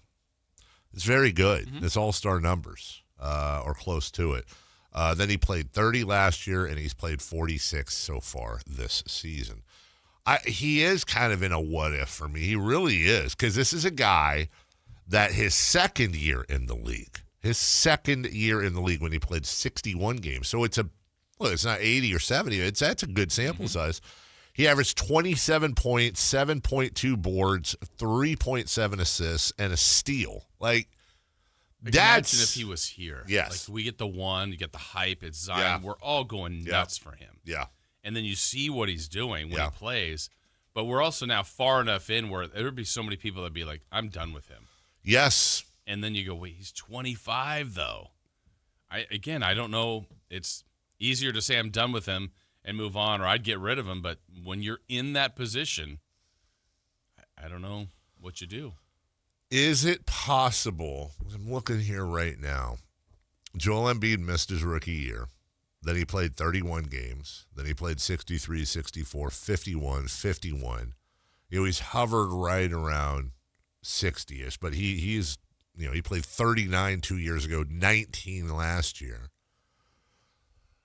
But we've also seen him win an MVP and have some insanely good years. I mean, Joel Embiid averaged 34.7 points and 11 rebounds just 3 years ago. Like, that's stupid. I do think Zion is in the what if. I do, because I think that he is in this day and age, it's really difficult to say, oh, this guy's a real unique player. Like, we've seen everyone. And we talked about Zion the other day. Like, I think probably the easiest comp to make is Charles. But I think he's better than Charles. Well, hold on. Yeah, I don't know. Yeah, no. I as soon as That's being unfair to Charles. As soon as I said that, I put that right back in. I think he's more offensively gifted, scoring-wise. I think he's a better pure scorer than Charles, and I think he's more of a freak than Charles. But, Jesus, man, Charles especially those first couple years with the Suns when they went, he was just I think Charles Barkley is the only, I wouldn't say put fear into Michael Jordan, but Michael was at the peak of his powers, and I want to say that was 93. That 93 Paul Westphal, rest in peace, Suns team with KJ and Barkley and Richard Dumas and the rest of the like I think that might be the team that put the fear into the Bulls the most. And I think the Bulls were at their best that year. And Charles was, I think he was the MVP that year. He could pass the ball. He obviously could score. He was 6'4", yet somehow managed to rebound the hell out. I mean, he wasn't the round mound of scoring. He was a round mound of rebound. Right. And, oh, by the way, Charles was not – I would say Charles is easily a better defender than Zion. So I take that back. But Zion is a freak in all the good ways. I'd love to see what he'd look. But I think probably part of the reason why he's been so injured is because he's such a physical freak. And I would go back to, I don't know if you remember this in Duke. It was shortly before his season was up, I want to say. He exploded out of his shoe. Remember that? And there was a lot of fear about that. Speaking of, another thing that's sad, he's nowhere near on the part of Zion, but I was reading something the other day that says, Lonzo Ball's career might be done, that the medicals aren't looking great. And it's being alleged, but I'd really like to see some actual hard facts on it, is his dad partially to blame because of that whole shoe thing and those ridiculous shoes he had to wear his first year or two in the league? I'd like that to be investigated to either find out how true you can make that or to stamp it out like that's ridiculous. You could have worn any shoes. Either way, to your point, I think Zion's a what if, and I shockingly, I hope he finds health. Yeah. I want to see what he is. I mean, and I don't even know how they're treating him. Like, he's playing. He's playing in a lot of games. Yeah. But they're near the bottom, like the Kings.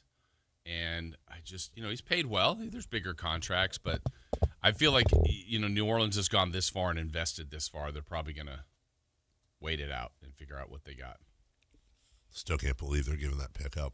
Derek Queen's a great player. Yeah. But my God. I will say it again, and maybe it's just because the theme on the Kings a lot, especially at the beginning of the year, was like, well, when you look at this team, they got a lot of good players, but they just don't mix. I am absolutely at a loss when it comes to the Pelicans other than injuries, because I don't see – first off, their starting lineup of DeJounte Murray, Trey Murphy, Sadiq Bey, and Bey's been having a great year, Zion, and then and Herb Jones. Mm-hmm. Not only do you have Derek Queen, but, dude, I still think Jeremiah Fears is going to be a great player. I loved him in college, and I think he will develop. It's not like he's having a bad year, but I think Jeremiah Fears is a stud. I look at that team, Yves Missi, and I go, that's a lot of talent, and I feel like they fit together. Yeah. Like, you have defensive studs on that team. You've got shooters. You've got Zion to build around. I don't know. I don't think this, to me, other than pointing at injuries, which you should, they've been incredibly injured. I think this is, other than Indiana, because the obvious Tyrese Halliburton, this to me is the biggest wolf in sheep's clothing. Like, I could see the Pelicans doing very well next year. Yeah. Would be nice to have that pick, though. Yes, it would. Number 3, please. Question 3. On the free agent quarterback list, would you rather have for the upcoming season Kyler Murray, Tua Tagovailoa, or Aaron Rodgers? Jason, as always, I want to give you the proper answer. The proper answer for me is, well, okay, I'm going to take Tua out of the equation. For me, it's either Aaron Rodgers. Which two? It's either Aaron Rodgers or Kyler Murray. Why are you taking Tua out? Couple of reasons. Number one, he's just. I think if you told me all three of them were going to have a career year, I might take Tua. Tua had a stretch the year before last where it was like, oh my God, this guy's. I have two problems with Tua Tagovailoa. Number one, he's been in the league long enough to not be this inconsistent, and he is wildly inconsistent. He misses reads. Yep. He launches. The other part is, I knock on wood, I think he's one bad hit away from his career being over. I mean, there's always going to be that thing looming. He had a good year last year with it, but I feel like it's just a matter of time before he goes, dude, I want to hang out with my grandkids. I've got $200 million in the bank. So for that reason, Tua, you're out of here. It's tough to watch him just for that fact. I couldn't agree with you. I wouldn't want him on my team specifically for that. Couldn't agree with you more. Could not agree with you more. I think it depends on what is my team. So, for example,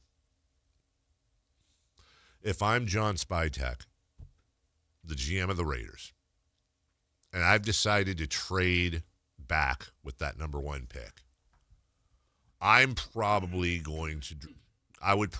in this case grab Kyler Murray. Okay. I think Kyler Murray he's a dual threat. He's mobile. He's young enough to where he could have a future still, and he seems capable of MVP caliber. Like, we've seen good numbers out of him.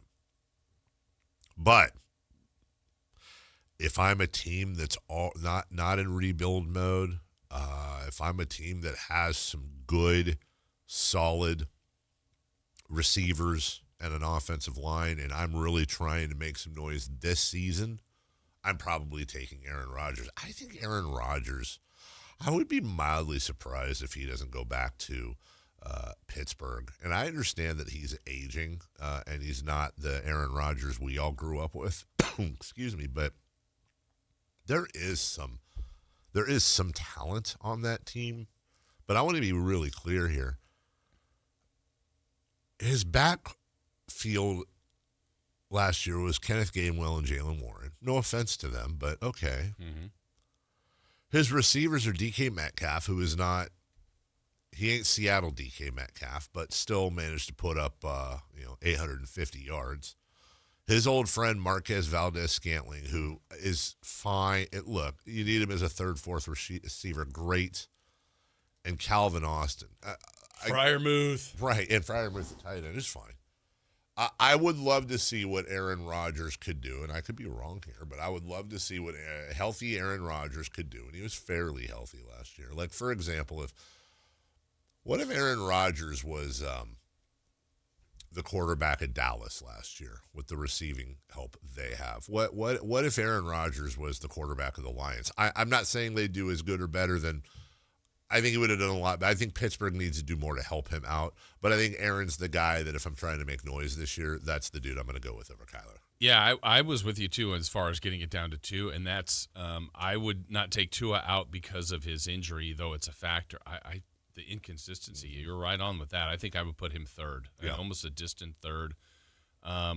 He's got to prove it again on that consistency level. Murray and Rodgers is a tough one. I guess I would go on history and believe that Rodgers for 1 year could be closer to what he's been as a multiple MVP than Murray. Murray's good. Yes. And I would be interested in Murray, but if it's 1 year, no matter kind of his generalization of my team, I would go Rodgers, Murray, Tua. It's interesting looking at Tua. He had that stretch in 22 and 23. 2023, he played in all 17 games. Completed almost 70% of his passes, 4,624 yards, 29 touchdowns. He did throw 14 picks. Yeah. Problem is, he's had 3 years of the 6 he's been here. He's had 3 years where he's been in double-digit interceptions, which I'm fine with 10, but 14 and 15. Yeah, and then he had Tyreek Hill, Waddle, he had some. He some guys. Did have, speaking of, he did have some decent talent, and. With Kyler Murray, who Arizona's going to owe a little bit of money to. Kyler's even more interesting. He's 28. He's not 25, but still, when you're seeing some quarterbacks playing. He's got a lot of time left. Or could. Kyler Murray's big problem is just staying on the field. Now, the year before last was the 1 year he played 17 games. To be fair, he played 16 his first 2. And when he has played, he's had 3 seasons where he's played 16 games or more. And his yardage there, 3,700, 3,900, then the year before last, 3,800. 21 touchdowns to 11 picks. He will, that's always been kind of his issue, is he will give up the ball a little bit. But the other thing is, like, his year 2, 819 yards, 11 touchdowns rushing. Mm-hmm. He's not Lamar Jackson. But he is a double threat. Even last year he barely played, but the year before 572 yards, 5 touchdowns. Now I don't think you're going to win a Super Bowl with Kyler Murray, ultimately. But man, I'd love to see him in the silver and black. I really would. I think that would be fun. That fit. I like that fit. I think that would be absolutely fun. Imagine having Kyler Murray and Ashton Genty in the backfield. And then he's got his 2 little safety, I want to say safety plugs, Jason. Safety nets? Safety somethings in Mayer and what's his face? Brock Bowers? Yeah. Safety nets, yeah. Safety plugs. Safety plugs? I feel like that doesn't fit. Safety dance? Safety in football? Safety in football.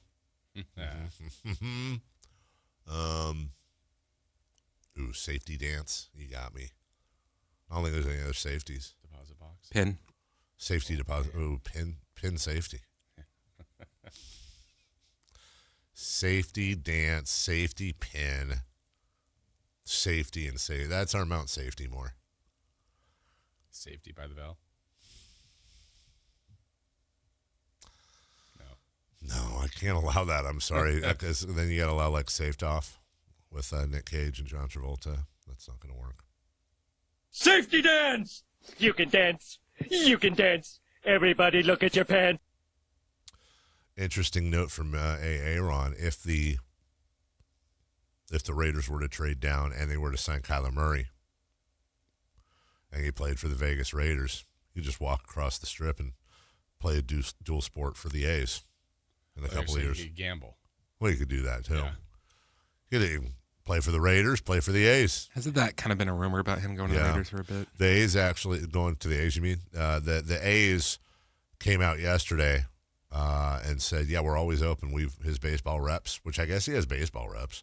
Imagine being Kyler Murray's baseball reps. You're like the Maytag repairman. There's just nothing going on for years, but one day maybe.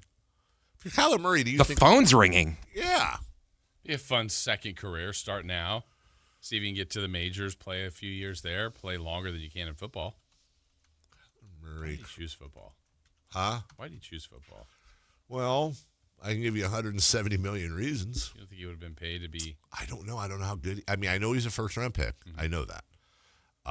But, God, baseball is just hard. It's not like I could be wrong here, talking out of my rear end. I want to say the success rate for first-rounders in football is probably significantly higher than the success rate for first-rounders in baseball. Yeah. Just such more of a crapshoot. But I don't know. I don't know how, it's like Russell Wilson played for NC State. He was a baseball guy, but could he get – if I'm Kyler Murray, look, only he knows. Like, dude, it's spring training right now. You're about to we haven't started training camp or OTAs. Right. Why don't you go – and chill with the A's right now? Just see what you got. You're not doing anything. What are you doing, Kyler? Just roll into spring training. Kylering around. Yeah, quit Kylering. Take your Kylering to Phoenix. Yeah. Which, by the way, you play for Arizona. It's right there. Yeah. You gotta have. I'm sure you got a house. Maybe they already have a locker in the clubhouse for him. When you think about it, the fact that he could just drive down the street to go to their spring, to go to Mesa where he lives. He plays for Arizona. Get a few cuts in. And then if the Raiders did trade for him, the A's are right there. Like I feel like the universe is telling Kyler Murray something. Yeah. Go get a few cuts in. Who knows? Maybe because you're absolutely right. You're gonna play a lot longer generally in baseball. Kyler Murray in Sacramento, playing for the A's. It'd be fun to watch. It'd be nice. Yeah. We'll take a break. When we come back, Cali Brothers, they go to business. We've got a lot of stuff to talk about today, as a matter of fact, including the economics of the World Baseball Classic, which is underway officially. We'll do that next. Live and local. With everything 49ers. Intercepted by Fred Warner. Dives for the end zone. Touchdown!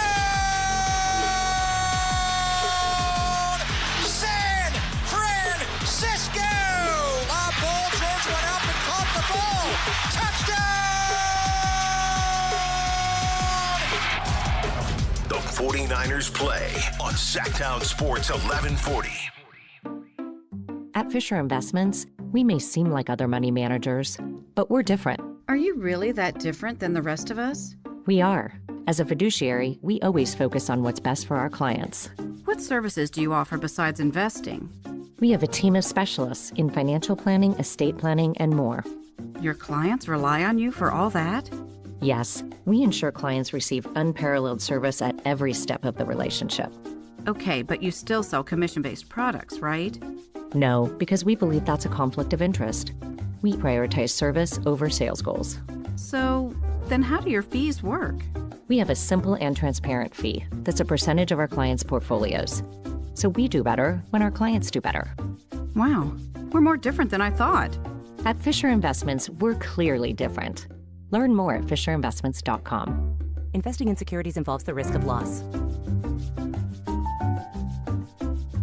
Guys, did you know your testosterone level impacts your energy, libido, sleep, weight, hair loss, mood, and even ED? And right now, Revive Men's Health Sacramento will check your testosterone for free. They've helped thousands of men since 2011 feel and perform better. They're so confident they can help you, they even guarantee it. Schedule your free testosterone test, exam, and consultation today. Call 916-277-8599. That's 916-277-8599. Or visit ReviveMen'sHealth.com. Heyo, Johnny Mosley here, coming at you with Thursday's Toyota Tahoe Report. The Toyota is fired up and ready to roll. Let's tap the experts to see what Palisades has in store for us today. Thanks, Johnny. Bluebird skis away. Thursday looks sunny with highs near 40 degrees and light winds. Clear skies continue into the evening with temps dropping into the mid-20s. This report is brought to you by your local Toyota dealers. Toyota, let's go places. Get ready, Sacramento. The Sacramento Boat Show and Big RV Show is taking over Cal Expo, March 5th through March 8th. It's 2 huge shows, one massive event. Don't miss it. Get details now at 2hugeshows.com. Joining us now on Sports Sense, certified financial planner Kelly Brothers. Kelly is an advisor with Cap Trust, one of the nation's largest registered investment advisors. Cap Trust counts among its clients numerous pro athletes and pro sports franchises, but most importantly serves many Northern Californians through comprehensive financial planning. Here's Kelly Brothers. It's darn tootin', I tell you. Carmichael Dave, Jason Ross. And as we do every Thursday, the one, the only, the lovely, the talented Kelly Brothers. Good morning, Kelly. Good morning. You know, no way we're starting out an interview with you. We actually just talked about this in our last segment at the top of the hour, but you being a die-hard Notre Dame guy with massive connections out there. Look, you don't have to be a Notre Dame guy. You can be a sports fan to understand the loss of an absolute giant of a personality in Lou Holtz. But obviously that news coming over, and very few in the history of Notre Dame meant as much or more. He's certainly on the Mount Rushmore of Notre Dame personalities, and that's saying something. He is indeed. Did you guys talk about the 1988 halftime speech against Miami? Did you talk about that at all? No. Oh, okay. No. Yeah, Lou. Well, first of all, yeah, Lou loved Notre Dame. As a child, he loved it. As an adult, he loved it. As a retired coach, he loved Notre Dame. He, when he was at Minnesota, his only out in his contract was if the Notre Dame job came available. That was his only out. And but in 1988, which was the last year Notre Dame won a national title, they were playing in the Catholics versus convicts game against Miami at Notre Dame. It was obviously an epic matchup. And there was some hostilities before the game. There was a little bit of a scuffle as the teams came together to go into the various tunnels. And so Lou got in there and he started shouting at the team about how you comport yourself if you're a Notre Dame player with class, and we're going to do this right. And then at the end of it, he said, but if a fight breaks out, save Jimmy Johnson's ass for me. So, and Lou Holtz was 161 pounds soaking wet. Right. So, but that fired him up, and they went out and won that game, ended up winning the national title against West Virginia. But now Lou was his other great line. I saw him, I met him a few times and saw him speak, but one time he was talking about the schedule the following year. And he said, I when I look at that schedule, I sleep like a baby. I wake up every 2 hours crying. So great personality. He had 89 great years, and sad to see him go. Yeah, Dave and I talked, Kelly, about that. About he could make that big matchup seem very important, and obviously it was if Notre Dame is highly ranked and taken like Miami or whoever at the time, USC. But also they're playing Liberty, they're playing Central Michigan, and Lou's going to make it like that team is in the NFL, and they're going to be better than Notre Dame. And he had just that knack of building up every other team. We talked a lot about that, but I'm curious. You said you had a chance to meet him and talk to him a couple times. What was your takeaway from getting to meet him? Just a force of personality. I mean, he had that lisp. He was a relatively small man, but man, he could command a room.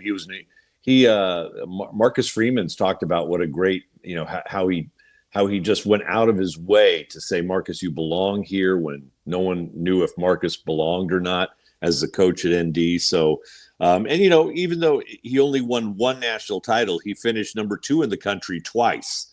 He had those Rocket Ishmael teams that were pretty good and lost out. One on a punt that was called back, I believe against Colorado back in the early 90s. And then he just stopped. I think the pressure at one point, he retired from Notre Dame. He ended up going on and turning around a South Carolina program that had been moribund for a number of years. So, but he was always at games. He was always around. And I'll tell you another thing about Lou. I wasn't going to talk about this. He had a player on his first team, Justin Hall, and Justin came to Sacramento afterwards and became a teacher and a coach at Jesuit, and sadly took his own life a few years ago. The effects of CTE, of playing football in, tin can helmets. And I know the Hall family very well, and his 2 boys were invited to every Holtz reunion thereafter. Wow. And Lou went out of his way to make sure they were on the field. They were there with Justin's teammates. He went out of his way to make sure that they were always included. And I always thought that was incredibly thoughtful. He will be missed. That is for sure.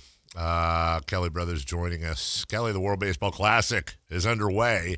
And say what you want about baseball. I could say a lot of things that bugs me about baseball, but they've done some things over the last 5-10 years that have worked out quite well. The Baseball Classic has really become this great entry into the regular season, and it makes a little money too. It does indeed. A lot of people don't. It's owned by Major League Baseball and the Players Association and the national federations as well. So it generates a lot of revenue, as you might imagine.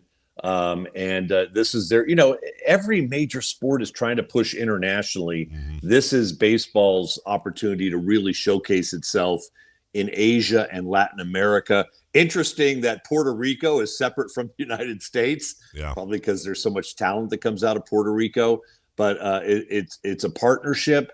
They sell a lot of sponsorship money. Let's face it, these are games that matter to these players in April or in March. Yeah. In March. I think the championship game is on St. Patrick's Day. That'll be a heck of a week when you got that going on. Plus you got the March Madness in basketball. But this is their push. The prize money is split. 50% goes to the players and 50% goes to the national federations to support baseball development in their countries. But they're going to earn a lot of money. They're going to sell out, and they're playing obviously in various spots around the world, but the hot spots here will be Miami, especially. That's where the championship game is. What's good about it too, Kelly, is like they've got the best players playing. Like sometimes you get these events and not everybody participates. I think back to the last one where you had then teammates Shohei Ohtani and Mike Trout in that big situation, high leverage at the end, and Ohtani strikes out Trout. They win the championship. You could have Shohei against Judge. Like we've got baseball's best players playing in this for different countries. I think that's part of their success too, don't you think? Yeah, well, if MLB didn't own it, that probably wouldn't be the case, right? Mm-hmm. Not only that, you wouldn't see them playing. You wouldn't see these World Baseball teams playing like the Giants and the Athletics like they are doing.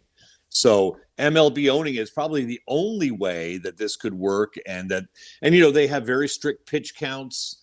They have rest requirements for the pitchers. No one wants to see Logan Webb throw out his arm in a World Baseball Classic game. That's for sure. So there's pitch counts, rest. There's even a mercy rule. There's a mercy rule. If it gets out of hand, they just shut it down and everyone goes and drinks lemonade. So it's done. But it's good to see. It's good to see that that these guys can play in a different venue and play for their country. And of course, I think everyone's feeding off what the hockey team did, in the Olympics. And let's see if that can work in baseball as well. And I think it can. I wonder if it makes you think that, there are some that have said the energy for the World Baseball Classic at times exceeds the World Series, that there are players that would have to think as to whether or not they want a World Series or they want their country to win the World Baseball Classic. That's how crazy it's gotten. And I wonder, I know it's not exact for exact, but with all the issues the NBA has had with their All-Star game, with all the issues the NBA has had with this mid-season tournament, I wonder if they could learn something from this. And I wonder if, get rid of both of those or something and have a, if they were to try to copycat this a little bit, because let's be honest, that when you get the countries involved, and we talked about this so much with the Olympics and how the amount of people that watched hockey that don't really care about hockey but wanted to see the USA men's and women's teams win. When you involve the countries, it becomes a whole different apple. And I'm wondering if the NBA can learn from this a little bit, Kelly. Yeah, I know you're right. They probably should, and I give the NBA credit. They played around with their All-Star format, and it seemed to work better. So they're not afraid of change, I don't think. But oh no, you bring nationalism into anything, and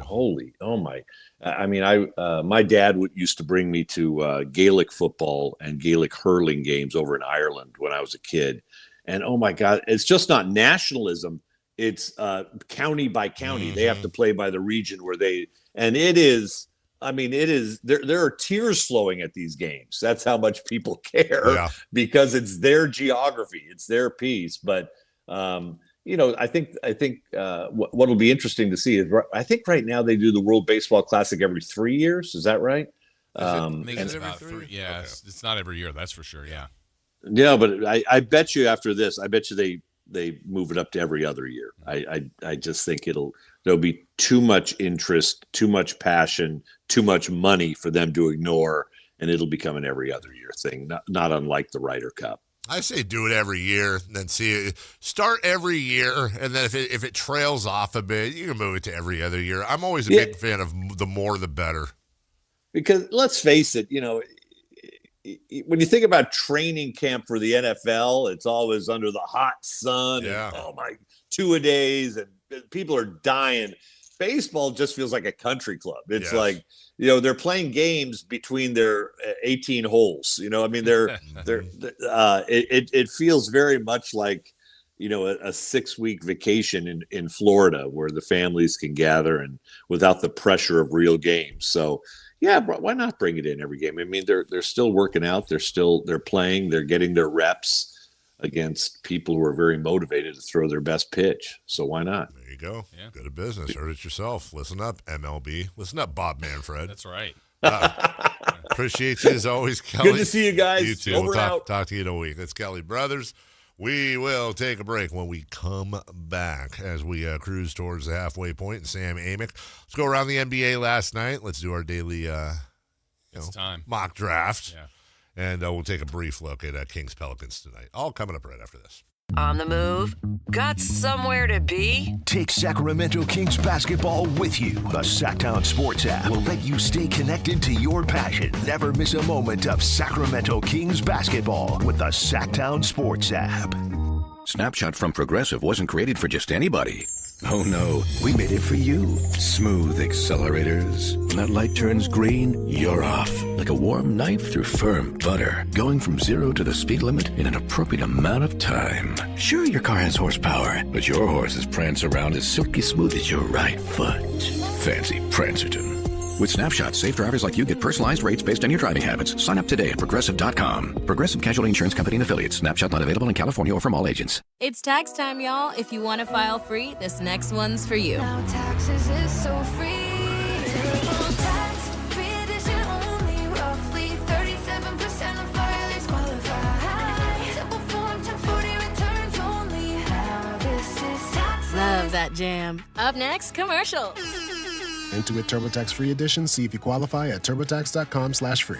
No schedules except for Earned Income Tax Credit, Child Tax Credit, Student Loan Interest, and Schedule 1A. To 15-year-old Harper, buying an $80 vintage rock t-shirt is a great investment. To Harper's mom, this logic has a few holes in it. So she helped Harper open a Wells Fargo Clear Access banking account. With no overdraft fees and tools to track spending, Harper's learning, one heavy metal tee at a time. However you make money work, Wells Fargo can work with that. Terms apply. Visit wellsfargo.com/deposit disclosures for fees and details. Hi, Flo here to say that Progressive knows that life can change quickly, so it's good to have flexible coverage. Oh, like when I have to take my ex off my policy. Oh, sorry. But yes, we can do that. And can you send them a message and tell them that they have trust issues that they need to work on? We don't really get in the middle of these conflicts. Also, can you let them know that I was faking interest in his band and it's probably time to grow up? I'm not going to do it. Just know that with Progressive, you can easily make changes to your auto insurance because we know life changes. Also, I'm staying in touch with his mom because she's absolutely lovely. Bad idea. Progressive Casualty Insurance Company and Affiliates. Jackson Hewitt knows taxes are complicated, and with multiple jobs and tax forms, they're like Sonata complicated. Our no surprise pricing keeps things simple. Jackson Hewitt does your taxes for only $149 or less. And since we know all the new tax codes, you could get thousands back. So what are you waiting for? Hurry. File with Jackson Hewitt today for only $149 or less, guaranteed. Limited time offer for new clients on federal returns. Participating locations only. Terms at jacksonhewitt.com/149. Have you tried my Colombian tamales? Yes, but the Mexican tamales I brought are way better. Colombian tamales wrapped in plantain leaves are unmatched, you know. But the Mexican tamales wrapped in corn husks are the authentic ones. At least we can agree that they taste better with Pepsi. Without a doubt, tamales deserve Pepsi. No matter what tamales you love, enter for a chance to win a year's worth of groceries. Powered by Pepsi. No purchase necessary. U.S. residents 18 or over. Ends April 5th, 2026. Rules at pepsipromo.com/free groceries. Pepsi is a registered trademark of Pepsi Going.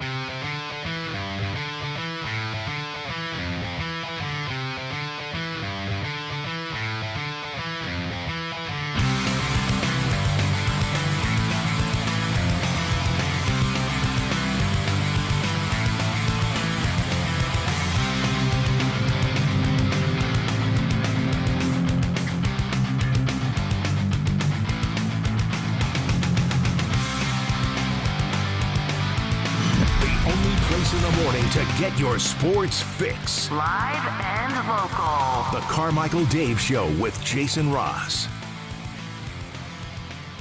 All the small things. Blink-182 bringing us back, obviously. Welcome back. Didn't think you would get that one. Yeah, pretty good. Oh, dude. It's the dumbest thing ever. So, of course, I love it. Somebody took an old Alvin and the Chipmunks album that was like, they sing the hits. What was that big hit from Belinda Carlisle back in the 80s, 90s? It was like stuff like that era, right? But they slowed it down. Circle in the Sand or something? That was one of them, but that's not the one I'm thinking of. But Weep. Anyway. No, I'm thinking Debbie Gibson. I don't know. They slowed down the Alvin and the Chipmunks singing the hits to like 1/8 time or whatever. And now it sounds like a goth alternative album because like they actually are singing. Now I'm interested. Oh, Chris, if you haven't seen this, dude, it's freaking fantastic. And people are very, they got a lot of time on their hands, man. You're interested in that, Chris? Well, it's just because it's so ridiculous. I'm closet goth. But yeah, that came across my timeline. Also, oh, by the way, we were talking to Kelly. I didn't have time to acknowledge this, but we're idiots. I'm the biggest idiot. I couldn't figure out what the term was. It was like, was it safety net? I think I said safety safety valve. He's a safety valve. And then we even did Mount Safety more and didn't come up with safety valve. Real quick, do you want to hear Alvin and the Chipmunks singing Walk Like an Egyptian, Heaven is a Place on Earth? There you go. You Keep Me Hanging On, Bad, I'm assuming that's Michael Jackson, or Moni Moni. Heaven is a Place on Earth. Yeah. Okay. All right, here we go. Here's Alvin and the Chipmunks slowed down, Heaven is a Place on Earth.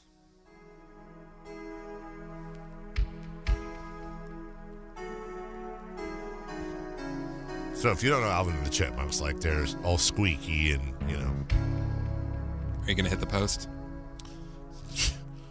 Sactown Sports 11. Man, if you're having a shroomy morning, this is perfect for you.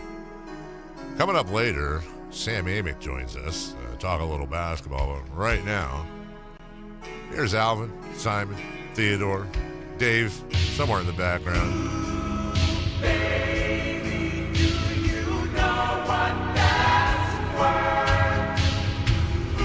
It's the Chipmunks. Heaven is a place on earth. Not getting a good love, Jason.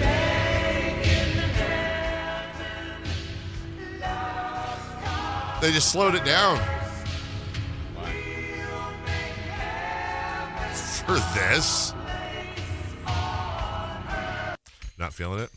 I enjoyed that. If they move too quick, oh well, they falling down like a domino. I think that's Simon. All the boys and men by the Nile, they got the money on a bet. Old Chris, crocodiles, you just throw this on a Sunday evening. I like this. I don't know about the Chipmunks talking about cigarettes, though. I like that.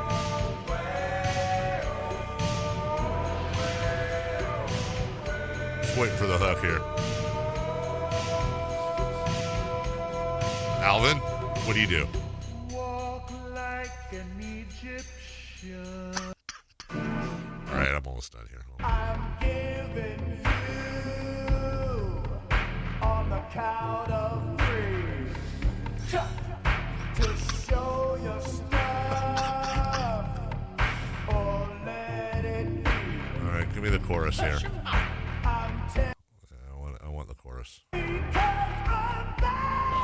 come on.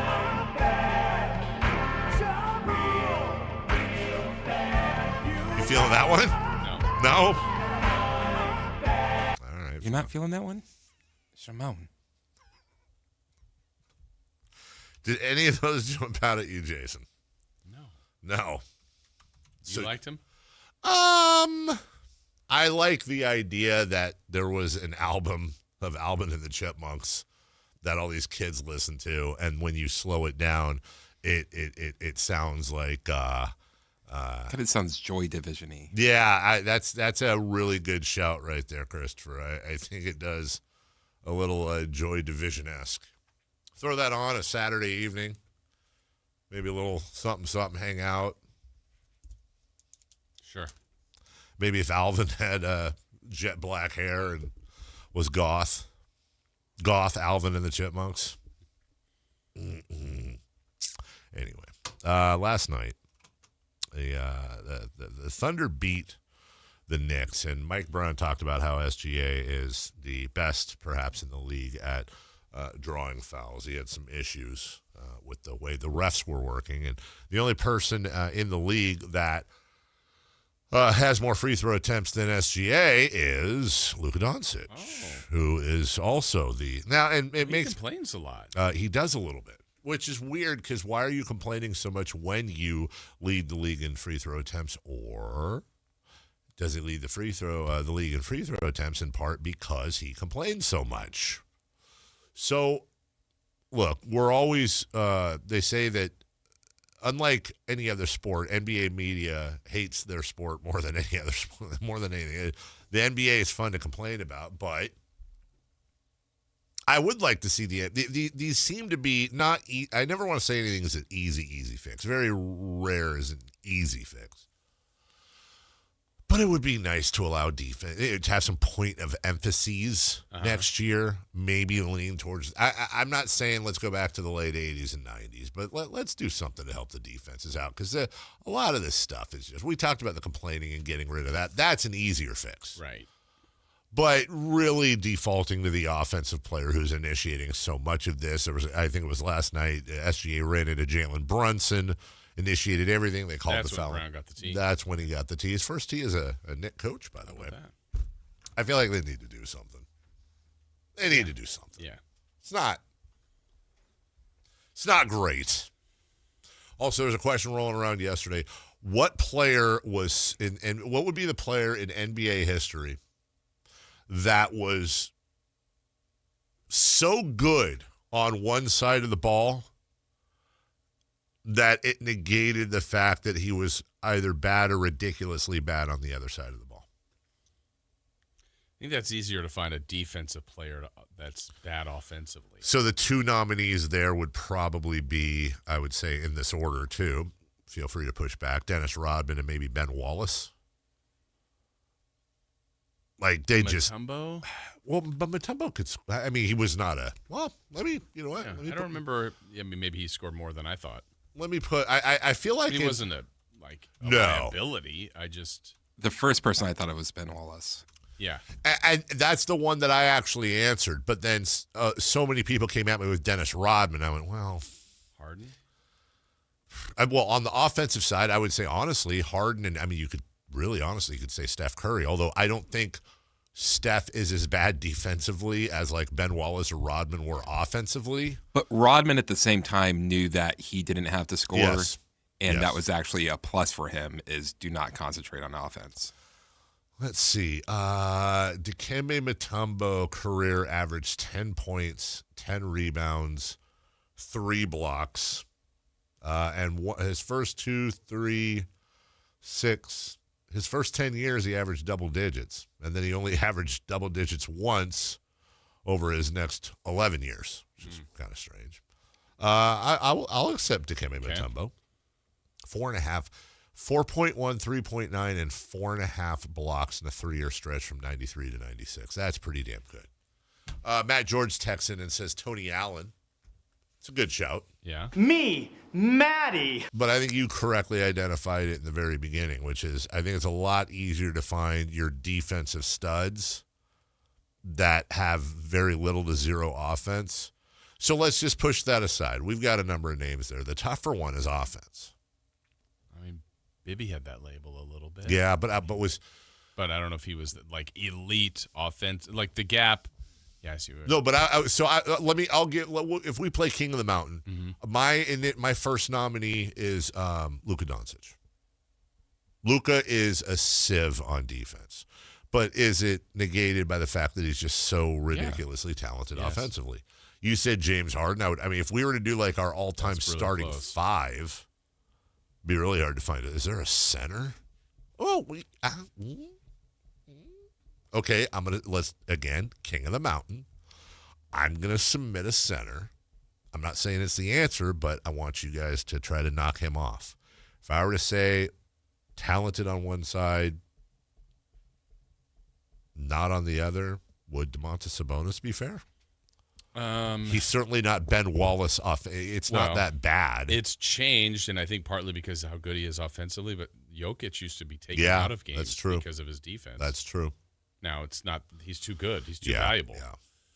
I don't even know where he ranks defensively, but I don't think he's. Jokic might be. That might be the guy. He's still.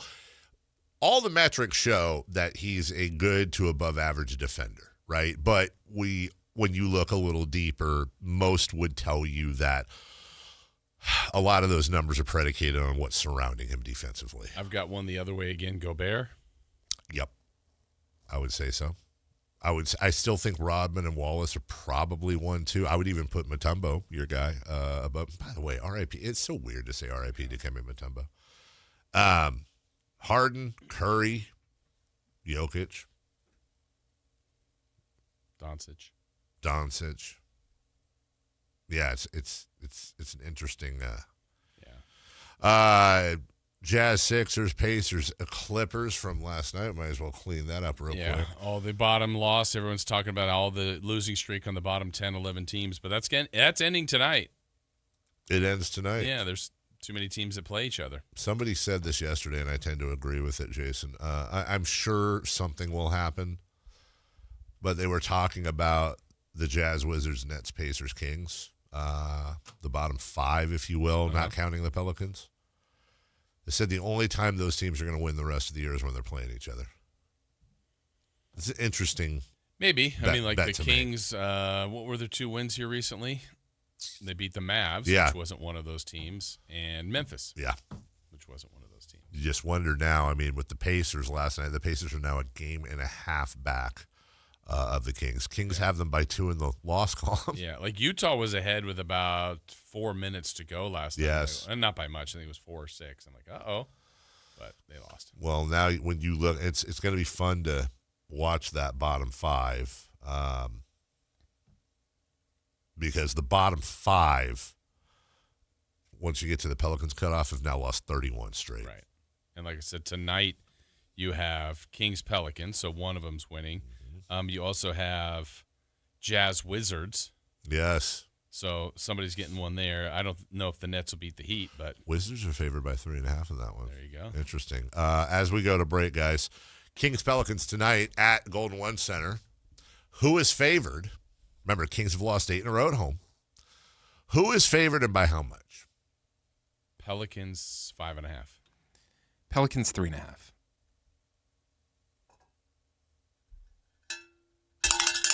We have a correct answer. Jason Ross.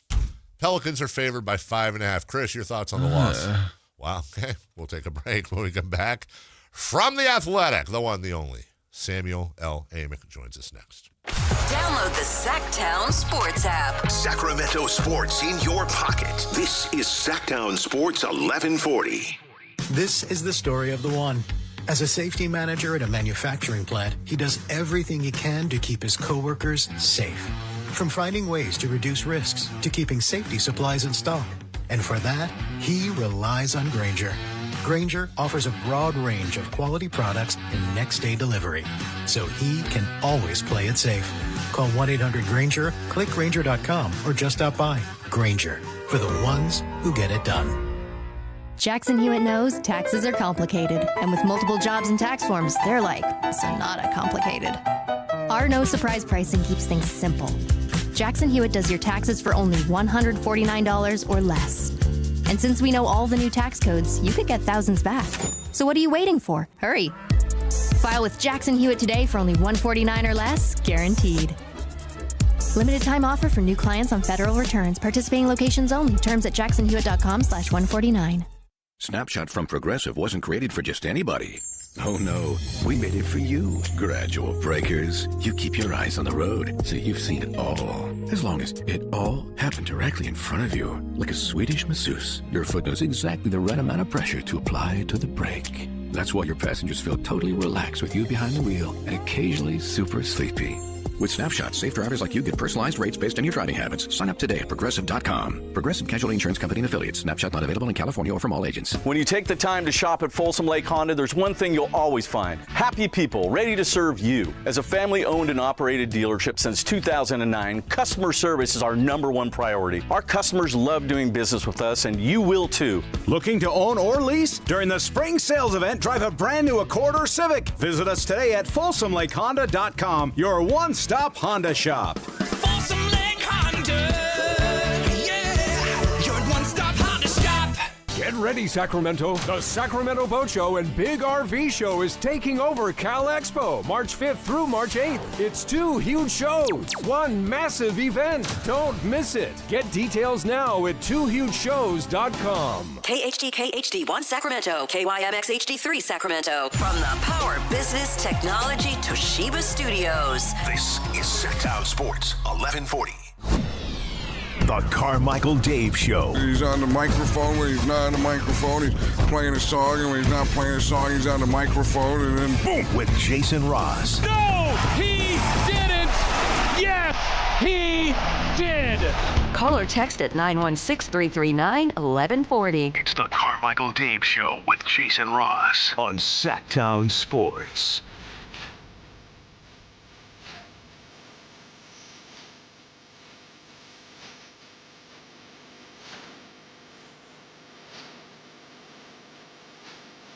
Welcome back.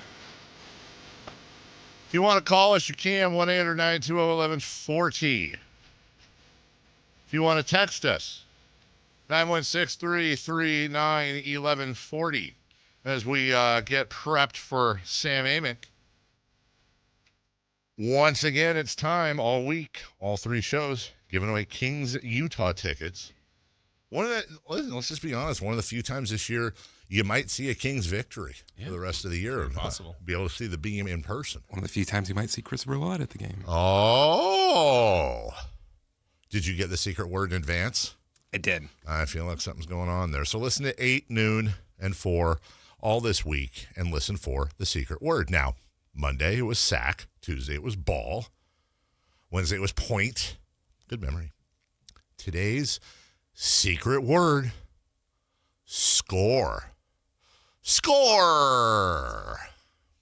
Just text score to 916-339-1140, and you and a friend or a relative or maybe even an acquaintance maybe could be off to see the Kings and the Jazz. Joining us right meow from The Athletic. We were just talking about another Athletic writer today, as a matter of fact, Mike Silver on the Raiders. So it's an Athletic Thursday, as we call it, because we are, and we've said this many times, between Mike Silver, and of course Sam Amick, Matt Barrows, we are the three of us big-time Athletic supporters. Yes. Sam Amick joins us. Good morning, Sam. How are you?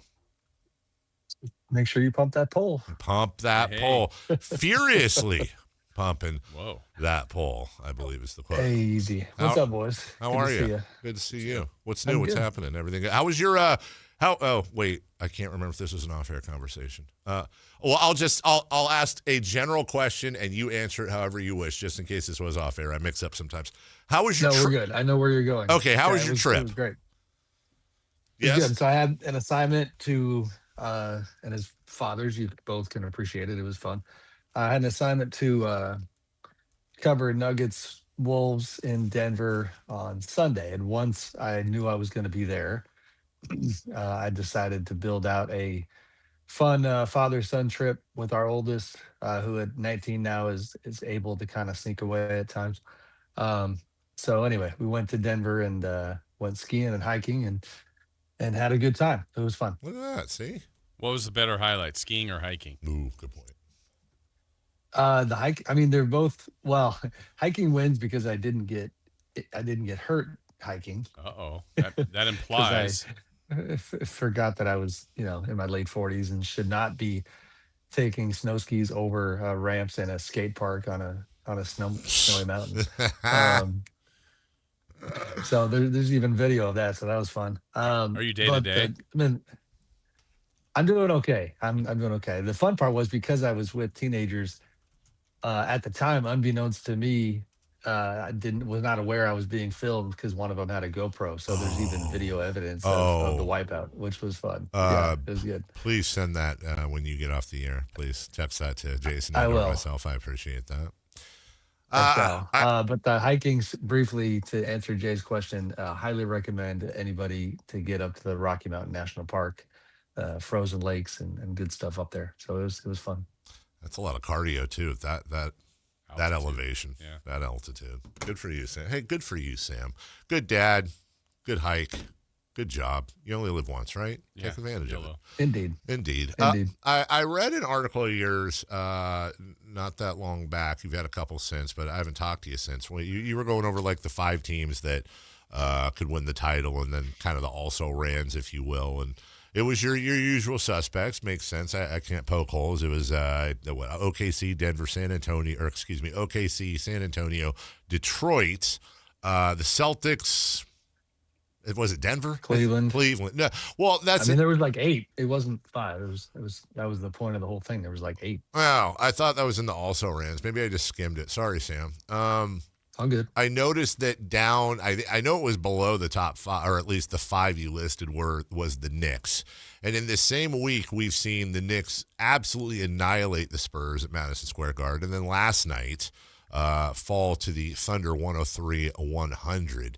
Would you put them, I mean, honestly, if you had to narrow it down to 4, would you put them in that kind of elite, like absolutely they can win a title, or do you think they're kind of in that next level? I mean, I think that's the fascinating part about this season is that I think that absolutely they could win a title class might literally just be OKC. Like that's what's, if you like San Antonio on paper is to me, it's kind of indisputable that they're number 2, but they literally have never been to the playoffs as a group. Yeah. So that's insane. And it's hard to see them actually winning it. Denver, which I've written a lot about recently, has the championship profile, but doesn't have, in terms of history, but doesn't have the profile right now. Their defense is 21st. They have injuries, all this stuff. So New York, I think, is for sure in that first tier after OKC, even though they've had bouts with mediocrity. The matchups within these different contenders is really interesting because you're talking about, the Knicks getting over on the Spurs, like you said, multiple times, including in the NBA Cup. And then, OKC showing that they match up better with the Knicks. So, but I mean, yes, I think New York, do I think they're going to win the title? If it was Knicks against the field, I'm picking the field. But, I think they belong in that conversation. I just really quickly want to follow up because I'm really surprised. If I was picking who's going to play in the NBA Finals today, I would pick heavily, not heavily, but fairly heavily. I'm thinking OKC and the Pistons are on a collision course. But is there something, you mentioned the Spurs and not having really been to the playoffs and not having that experience. Is it a little bit of the same with the Pistons for you? Yeah, it's just, I mean, they're farther down that road because they went there last year and did a few things. But it is similar for sure. Now, the physicality, that's where you look at the Pistons and you say, all right, like that's going to play really well in the postseason. And that's where I think, they're going to make their hay. Cleveland is another one where I know it's a really small sample size because of, Harden having not been there that long and he's already dealt with the hand. But, if they are healthy, I can see them actually pushing for it. But I mean, that's fair. Detroit is dominant. And it's funny, just as a quick, aside, subplot, asterisk, whatever, man, I was looking at the Hornets numbers last night and it's just, I'm excited for on the East, like this like monkey wrench that is going to get potentially thrown into the eastern side of the bracket. Because if you go back to November 22nd, or not November, I'm sorry, January 22nd, like a decent sample size, it's on paper, it's the best team in the NBA is the Charlotte Hornets. And so, if they can get into that out of the play-in and muck it up in the first round, against a team like Detroit, that could be fun. Yeah, I mean, at this point, Sam, I don't know if interesting is the right word, but is the East, more interesting or more competitive going into the playoffs than, as you kind of said, it felt like OKC is the one that could get out of the West? I think it should all be good on the West too. I think San Antonio is interesting. I think who we leaving out? Minnesota, who I just saw. I mean, Minnesota's won, I think 7 out of 8 at this point. Houston's still the 3 seed.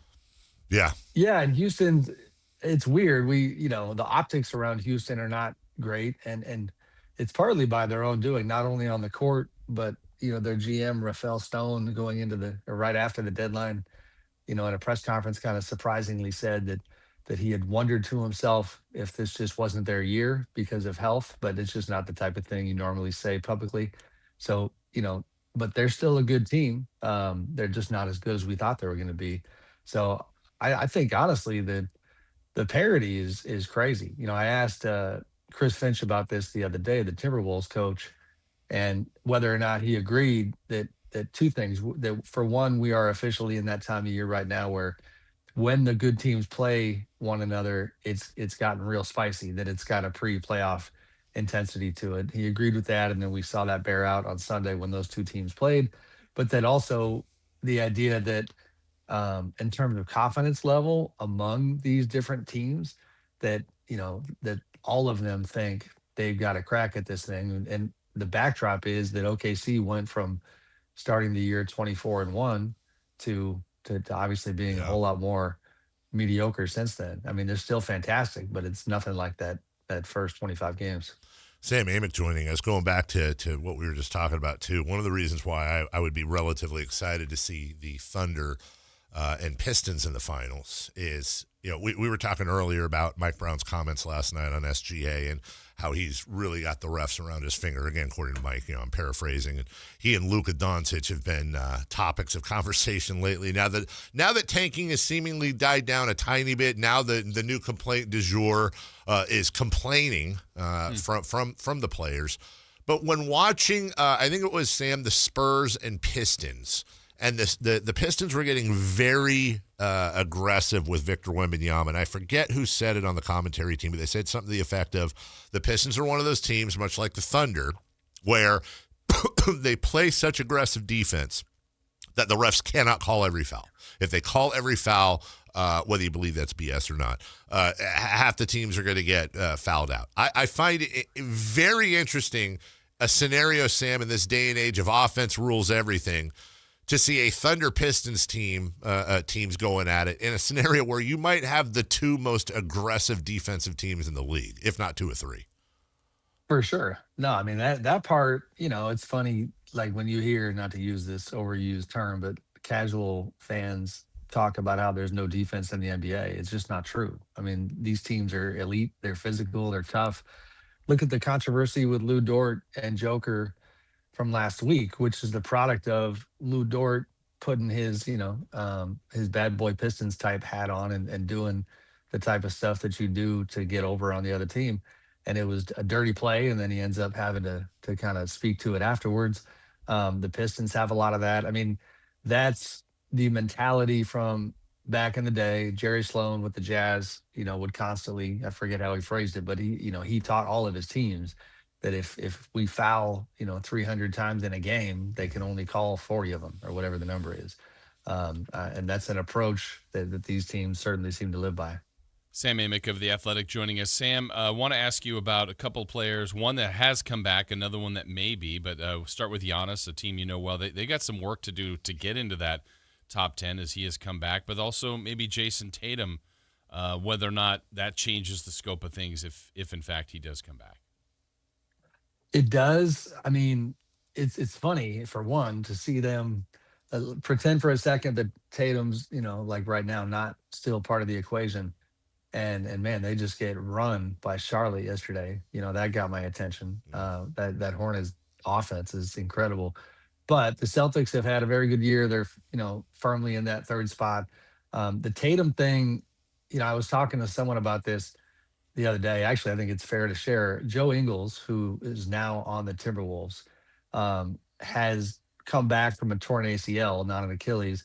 And Joe was kind of giving his perspective to me about Tatum and the fact that he thinks the media is just glossing over, what this comeback actually entails, what sort of kind of condition Tatum is going to be in when he gets back, and not from a cardio standpoint, just from a effectiveness standpoint. That it's, he said that when he came back from his ACL, he's like, man, it was like 10 games in.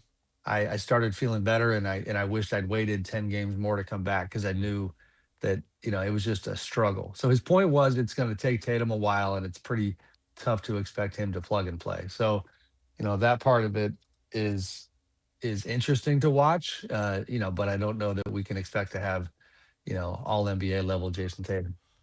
I'm going to throw this out there.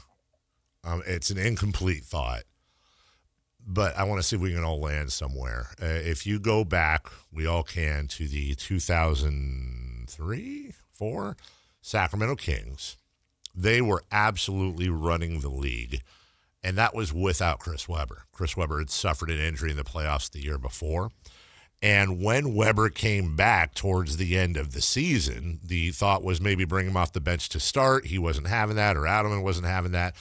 Webber came in, and then I think that's the year they eventually lost to Minnesota? Or I don't know who the hell it was. It was in Minnesota.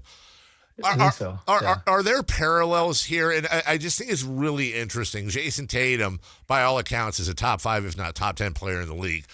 He's out. The Celtics were 61-21 last year. That's 74% of their games. They're 41-21 this year. That's 66%. It's a drop-off. But damn, they're the number 2 seed in the Eastern Conference. Is there some of those same worries? Like, of course you want Jason Tatum to come back, just like of course you want Chris Webber to come back. But could that strangely, in kind of Missoula integrating him, have a repeat effect on this team that seems to be rolling right now?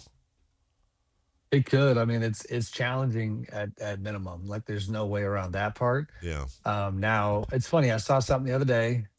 Buddy of mine, Chris Mannix from SI, who is a Bostonian, always has a great pulse on the Celtics. His brother actually works for the team and has forever. So Chris made a statement that I think is germane to what you're asking, Dave, which is that he said Jason Tatum understands that right now he is returning to Jaylen Brown's team. And so what that looks like, I don't know, but in terms of the psychological side of the game, that's the right mentality for Jason to have. And Jalen deserves it. I mean, that guy is, I mean, he should be likely on people's top 5 MVP list. He's been incredible. But yeah, it's funny because if you don't have Tatum and you like, to your point, Dave, you go with what you know, then most objective observers are going to say, well, you don't have enough to win the title. And I would be one of them. I don't think they do. So it's like, you probably still are excited to go through this uncomfortable reentry and see what comes out on the other side. But I do think, to your point, that it could be tricky. Sam, we, all three of us, spent a lot of time talking about Jonathan Kuminga and his possibility of becoming a Sacramento King. Obviously, never happened. He's finally dealt. He goes to Atlanta. He's been great for them. Porzingis, we just haven't seen that for the Warriors. What do you think the Warriors think about where they are now and just how that all played out? It's funny, and I'm cheating for the people on video. I'm going to look at the box score from last night. He didn't do much last night, did he?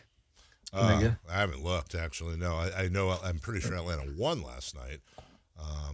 Let's bring that up. Last night, the Hawks He actually didn't play at all. Wow, 130. So he didn't do that much. You were correct. Yeah, he didn't play. I don't know, but it's almost like he got hurt thing. So I don't know the deal there. But yes, before then he's been good. What I was going to share that cracked me up yesterday is that I did Bay Area radio, right? Okay. And I know, sorry, I'm cheating on you. That's all right. That's fine. Jason doesn't care. That's just a day No, thing. he doesn't. But I'm on KMBR and I'm talking about the Warriors and I'm getting all these questions about Kuminga and Porzingis and I literally, guys, I thought to myself, like, damn, I'm kind of depressed talking about the Warriors right now. And it feels the only place I normally have this feeling when I talk about a team is on Sactown Sports, talking about the Kings. That's us. Hey, we're relatable. One. Yeah, us Warriors, same thing. Yeah. I literally was just like, because it's, in certain markets, of course, you're going to be hyper focused on certain storylines. And the Warriors fans it's just Kuminga, Porzingis, Curry. That's it. And it's not a good time for them. The Porzingis thing is as bad as you could imagine after, they trade for a guy that is widely known to have a struggle with a very mysterious illness. They claim that they're confident that he's going to play and that it's not going to impact his time with them. And then lo and behold, that's exactly what happens. And he's not on the floor. He did make the trip. And so we'll see if he plays at all. He's not playing today in Houston. But yeah, I mean, if you could script the worst possible outcome, at least to this point, for the Warriors and that Kuminga Porzingis deal in terms of the Golden State side of it, this is it. I mean, this is what their fans were concerned about. And we'll see if Kuminga can keep it up over the long haul. But the Porzingis side for the Warriors is actually, like, I think more meaningful in a bad way for them, because not only did they want him for a possible playoff run, but, they were talking about re-signing him. If you have a guy on that type of salary slot, down the road, if you do get lucky and get a Giannis, you might need that salary slot to do a star player trade. And that entire plan is completely off the tracks right now. Well, since you brought it up, we can finish here, or I guess we're getting close to finishing. By the way, I don't know if you do. I'm trying to think. We're the Kings flagship. I'm trying to think of questions to ask Sam about the Kings. I literally don't. Hey, so Sam, you think they're on the right track with losing? How about that draft pick? I don't know. Yeah, I'm not gonna lie. I'm not mad at it. Yeah, we can take a break for this week. There's just not a ton to really go over. I have 10 questions. Here's what I'll add. Go ahead. Do not do that to you. My Wi-Fi will mysteriously go out. What were you going to add? I was going to add, because it's Kings-ish, or adjacent, this stat that Tom Haberstroh from Yahoo has been promoting that is insane, that the bottom 10 teams in the NBA, obviously the Kings of which being one, have now lost 44 consecutive games combined. Yeah. So the tank is real, and they they weren't intentionally part of it before, and it certainly seems like they're more intentionally part of it now. But yeah, good Well, times. when we were, this tanking is because teams they're not good enough to win the title. They don't want to be a treadmill team that we've coined now for over the last couple of years, a team that's in that middle no man's land. And Jason and I were having this conversation. I know how these things get aggregated, so anybody aggregating this, please include this part. Look, the Golden State Warriors are the most successful team of the new millennium. They've got multiple Hall of Famers connected to that team, and I actually respect the fact that it appears that Steph Curry and Draymond Green will finish their careers with Golden State, but in part because of that, the age, the salaries.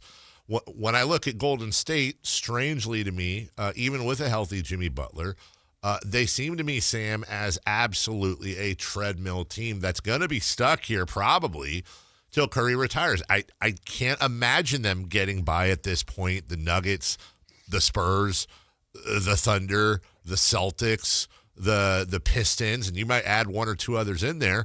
I'm curious where you are the Warriors basically officially in purgatory, most likely until the retirement of Steph and Draymond Green? Yeah, I mean, the probabilities are that is how this goes. I don't know. There's a 15% chance maybe Sure. that they find a blockbuster deal in the summer that gets them back into contention. Honestly, they've told Jimmy Butler that we are standing by you in your rehab and you're not going anywhere. But I look at it and it's like, okay, you can be loyal to Steph and Draymond, and although Draymond now it's that's in question. But if you insist on being loyal to Jimmy, that is going to take the probabilities down a little bit in terms of possible trades. But yes, like that's probably where they're heading. It is not, to me, it's not the end of the world. If Steph Curry ends up being on teams that win 40 to 45 games on the back end of his career while playing high level basketball and being appreciated in the Bay after winning 4 championships and doing all that he's done, it has a little bit of shades of how Kobe went out, like where Kobe was in the era with Lonzo Ball and Julius Randle and all those teams with the young guys that didn't do anything. And then, they weren't winning a lot of games at the end when he retired. That's just how it goes. If you look across the board right now, I actually thought about this as a possible story idea. It's so interesting to me, like all of these all-time greats, these absolute legends in the NBA right now who are struggling to write their perfect final chapter, but coming up short. You know what I mean? Like, how do you think LeBron feels about the way his final chapter is going? Even Kevin Durant, like we said, the Rockets are good, but it's, his 4th team in however many years.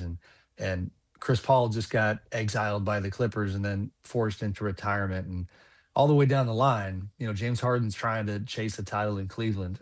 This is how it goes. You don't control your final chapter, even if you are somebody with more leverage in the entire association, arguably, like Steph has. So all of which is to say, like, yeah, the Warriors are heading down that road. It's not going to change anytime soon in terms of they're not trading Steph. They're not thinking about, doing anything like that. But it just hasn't worked out for them. Actually, I'd really be interested in that piece, Sam, on how those guys approach that, because the list you gave is a great one. And I don't know if it's different for LeBron, Steph, let's say Kawhi, whoever we're talking about, that's, Kevin Durant, that has won a title and has the Hall of Fame legacy, versus Harden, Chris Paul, let's say, that has great legacies, Hall of Famers, but that elusive championship is gone. I wonder if, the obvious is there's differences, but I wonder how they feel about that. If the guys that are chasing it more, or even the guys that have one or two, are still chasing one more, even if it's on another team. Yeah, 100%. Well, and even like Durant comes to mind as somebody who he's got the championships, but everybody argues about, he was incredible when they won 2 with the Warriors, but that's Steph's team. It's always going to be Steph's team.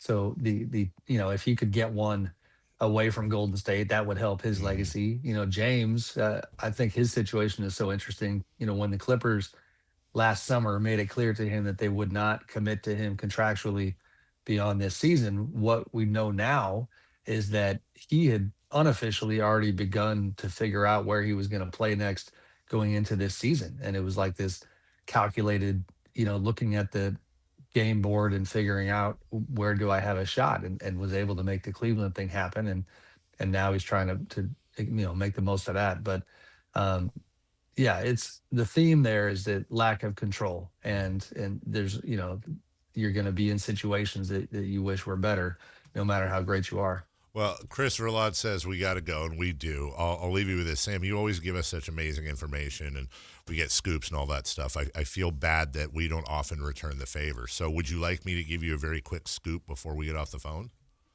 I would love it. Let's hear it. LeBron James will sign a 2-year deal this summer. It'll be the final 2-year deal of his career. He'll play. You're trying to get aggregated right now. He's going to play the final. He's going to play for the Lakers. He's going to play his final 2. Maybe the Cavs. I don't know. He's going to sign a 2-year deal. But I'm telling you, the Lakers makes the most sense. He's going to play next year. He'll play the following year. That'll be his retirement tour. And then his career will officially cap up, because he loves the dramatics, in Los Angeles, winning a gold medal in the Olympics. That's how he's going to end his career. He's going to do his retirement tour in 2 years, and then he's going to finish at 43 years old at the Olympics in Los Angeles, winning a gold medal. I'm telling you, that's what's going to happen. So I wouldn't say report it yet. You might want to get a second source. People should. They just put your name on it. This is you, buddy.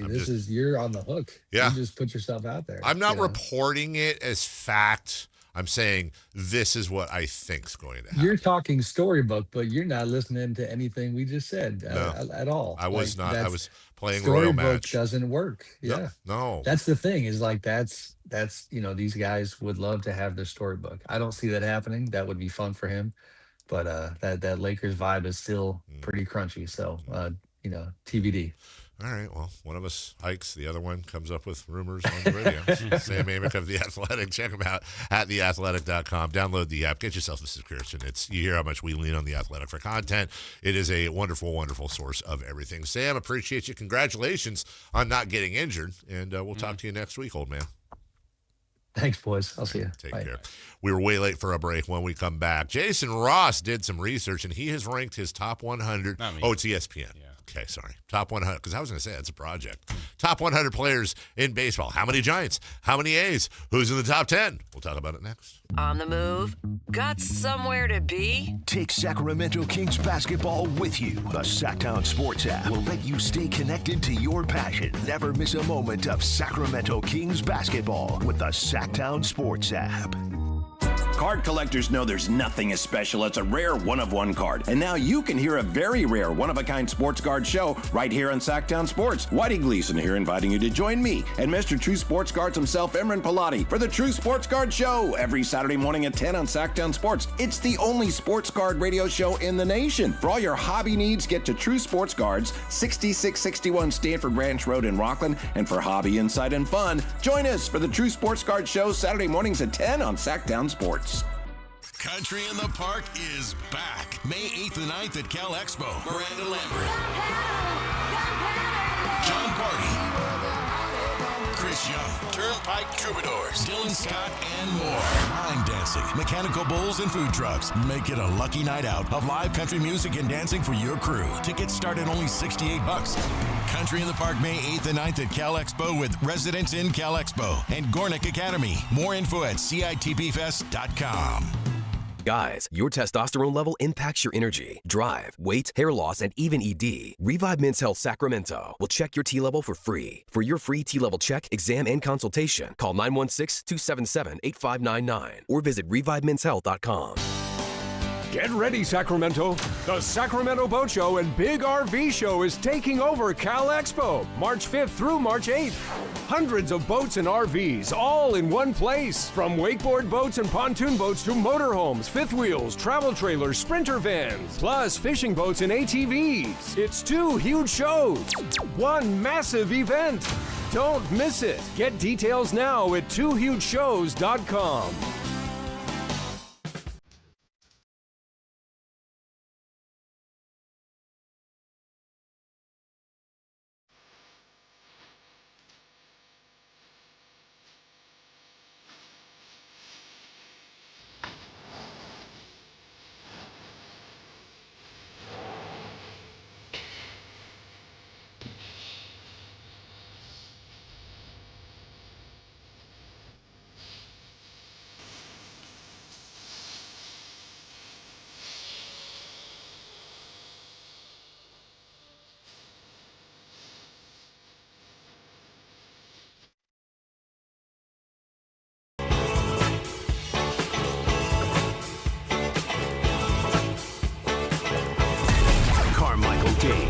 very good sources, and he just kind of tells it as it is and gets to the point. Jason Ross. He has a lot of pretty smart things to say. He's good at what he does. On Sactown Sports.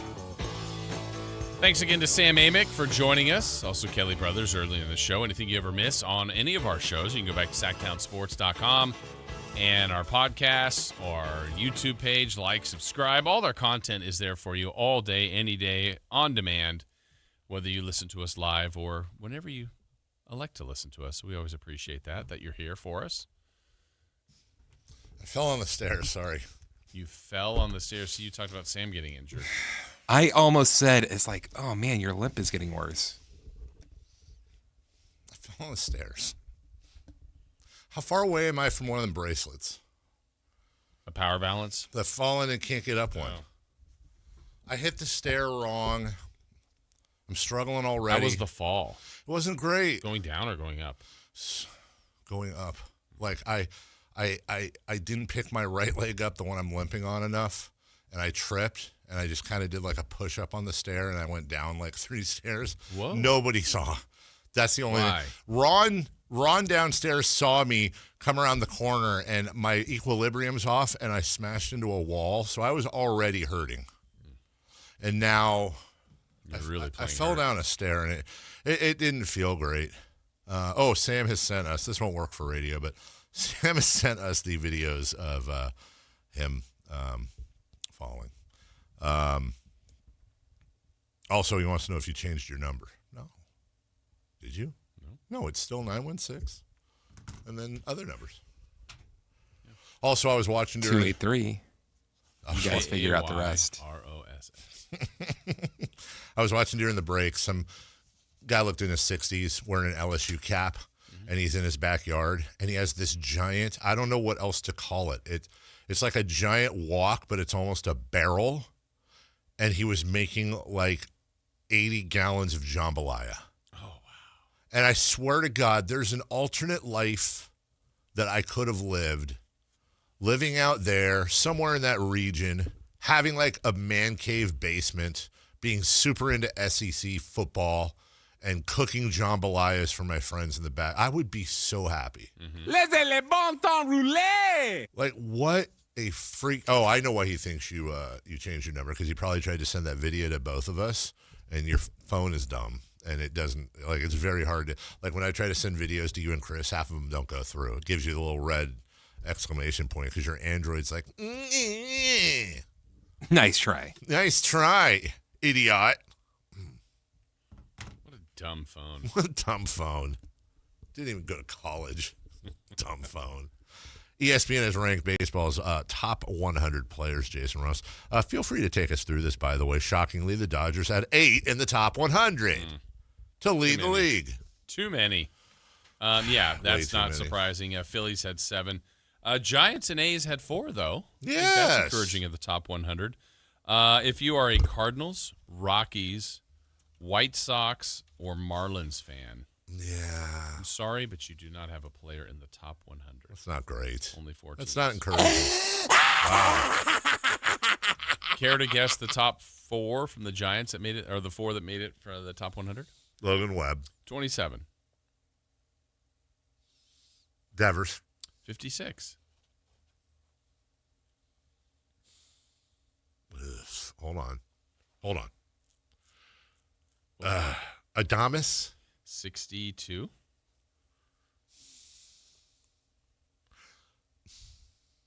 Okay, so part of me wants to say Patrick Bailey because of his defense, but I think his offense is not good enough to be in the top 100. But I do, if it's Patrick Bailey, I'm going to hate myself. It is not Patrick Bailey. It is not Patrick.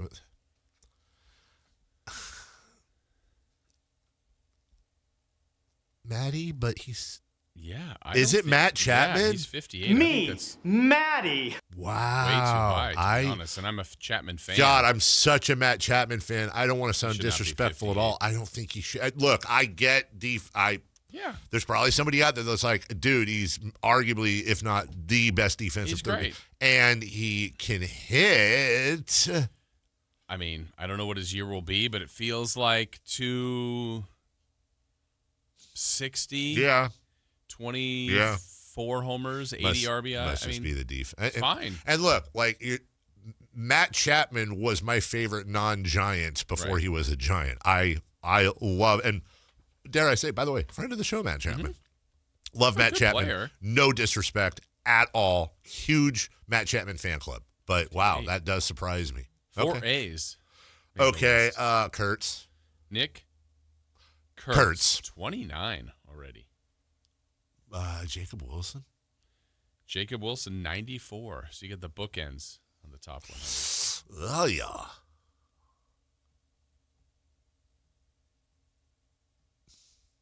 Langoliers? Langoliers is in there. It's 75. Oh, God. It's going to be somebody we talked to last year. Maybe somebody really. It's gonna be somebody I'm gonna hate myself for not getting. You're just not remembering. No, I'm not. Go ahead. Who is it? I'm gonna say like Brent Rooker. Yeah, Rooker is 66th. So let me tell you the top 10. Tell me if you are good with this. Number 10, Ronald Acuna Jr. Okay. Number 9. This is again according to ESPN experts, baseball experts. Julio Rodriguez at number 9. Absolutely. Really? You're definitely a top 10. I look, I think there's arguments for just about anybody in that range to be in or out of the top 10. Yeah. I would say when I combine age, his ability to roam the field, his hitting and all that, if I was starting that's how I think. If I'm starting a team, who am I picking? I'd be hard pressed. Okay. I mean, keep going, but it seems right. Number 8 from the Red Sox, Garrett Crochet. Okay. Pitcher. Number 7, Cal Raleigh. It's Raleigh. Caleb Raleigh. The big Raleigh. The big Forrest Gumper. It's pronounced. Number 6, Paul Skeens. What? Well, God, is that low? Okay, keep going. Number 5, Juan Soto. I'd take Skeens. Number 4, Tarek Skubal. I'd take Skeens. Well, okay, I don't mean to be saying this matter-of-factly. Those are two massive arguments. I'm just saying I think if you put Paul Skeens on Detroit with Skubal or instead of Skubal, he's doing as good, if not better. And Juan Soto is a super stud, but Jesus, man, Paul Skeens is an alien. Yeah. So anyway. Number 3, Bobby Witt Jr. Yep, shortstop, super stud. Number 2. No, let me. I'm gonna go with. Should I? If my knee wasn't hurting, should I have stood up for this next name? Yeah, but you should have stood up for him at number 1, even though they have him at number 2. Jason can't. I was saying that on the air, and I shouldn't have. What were you? Now I want to know what you're gonna say, but it's bad. Jason can't stand up when he hears his name. And Okay, that's number 1, really good. Shohei Ohtani. So like it's like crumble cookies. I don't know why I'm thinking about that, but I don't either. The only name in here, actually, it's hard to take someone out of that list. Maybe Vladdy. Yeah, I mean, top of my head, I think they got it. It's pretty good. Vladdy's got to be. And I feel like the 3 pitchers in there, all are studs, but like, I don't know, can one of them go 14 and 9 this year? Who'd you say, Chris? Only 3 pitchers? I'm counting 4. Oh, that's a great point. Number 1, he's a pitcher. Is he? Just saying. I mean, paying $700 million for a DH would be crazy. I mean, he's only paying like $2 million. I'm guessing 11 or 12 is Jackson Holiday. I don't know where he is. You're stupid. Yeah, I mean, God, I'm looking at the league leaders last year just to see if something pops out. Hello, I love that O'Neal Cruz was tied for 4th in Major League Baseball with 38 stolen bases, and he's 6'7", 250. Wow. Is that because he's so long? He just takes like 3 strides. Safe. I will say this: I don't know that he should be in the top 10. I'm not necessarily making that.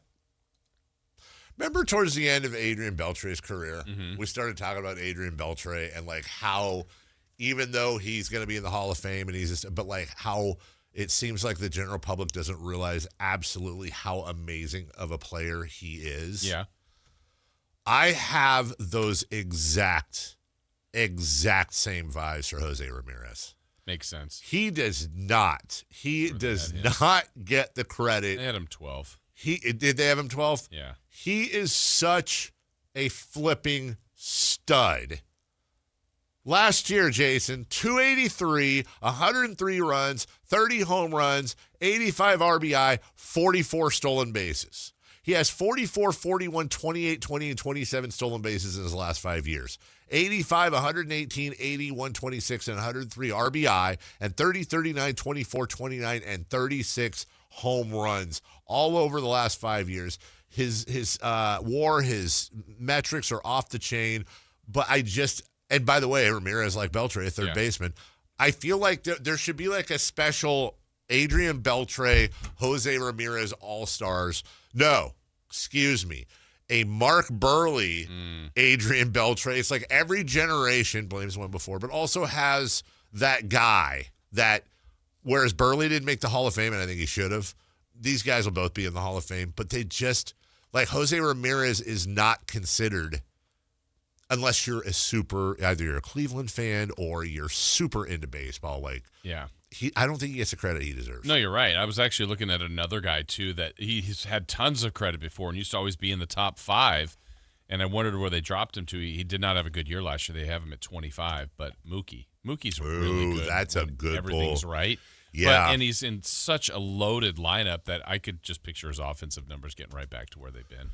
Interesting where I don't think he should have been top 10, but, Freddie Freeman is I hate to be. I mean, that whole lineup, with Tucker now and Shohei and Mookie, that's stupid. Are they all going to be hitting 300 with 30 homers and 100 RB? I mean, I don't know. Maybe.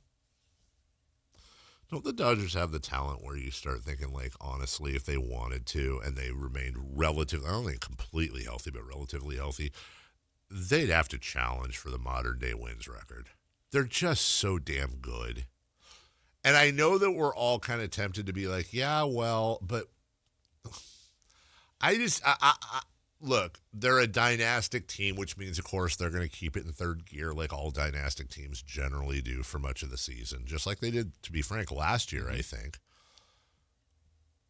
But, dude, they're going Yamamoto, Snell, Glasnow, Sasaki, and probably Ohtani. Yeah. With Tanner Scott, Blake Trinan, and friends in the bully. You're trying to get past a lineup that has Ohtani and Teoscar Hernandez, who, by the way, is another guy that's underrated. He gets lost in the shuffle. Mookie, Max Muncy, Freddie Freeman, Will Smith. I think I said Kyle Tucker. Like, there's no holes on that team. Isn't. I mean, every time I think about them, I don't know how anybody's going to beat them, but then I also go, Toronto should have. I know. They should have beaten them. But they didn't, but they should have. Do you think the Dodgers were playing with their food at all in that series? I don't know. It almost got burned. Played great. Yeah, I agree. Toronto really is going to look at game 6 and then even game 7. Like they. I don't want to be unfair or disrespectful to Toronto, who I was rooting for very much in that series. If I were to say Toronto played about as good a series as they could have, and the Dodgers played 80%, do you think that's unfair?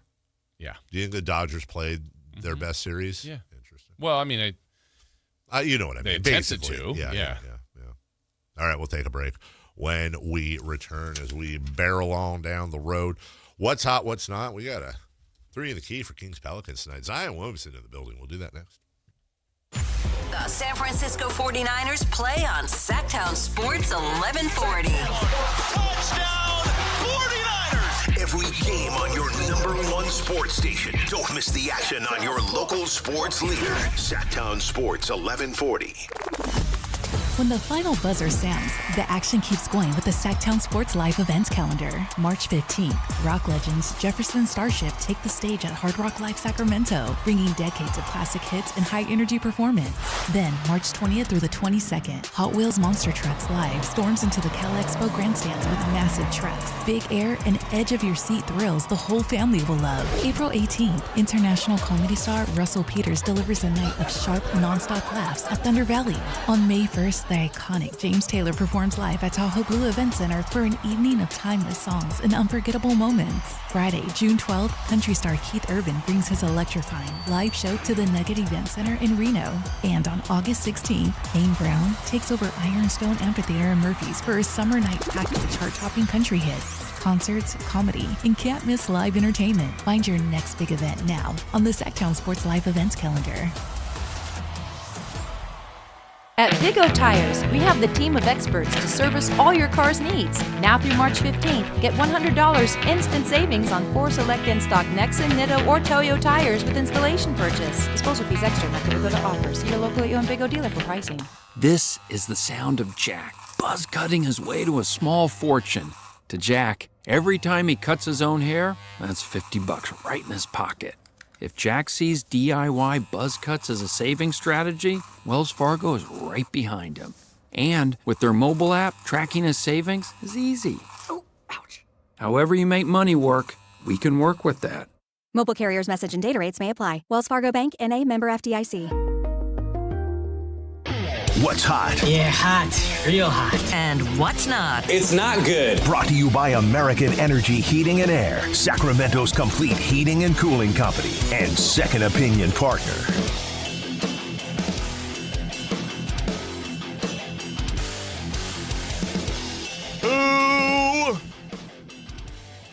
Who's hot? Kawhi Leonard. Kawhi Leonard. That was such a long time ago because this is his 14th NBA season. And he is averaging 27.9 points, which would be the highest of his career. No one else in NBA history has ever averaged a career high in points per game that late in their career. Would you say, is it fair to say he's planting his tree in history? Is that unfair? I don't know. He was no show for that. You know what? Sorry, he went up to you. You know who? You know who else is hot? Is this guy in this video? I know that sounds weird. Let me finish. I don't care.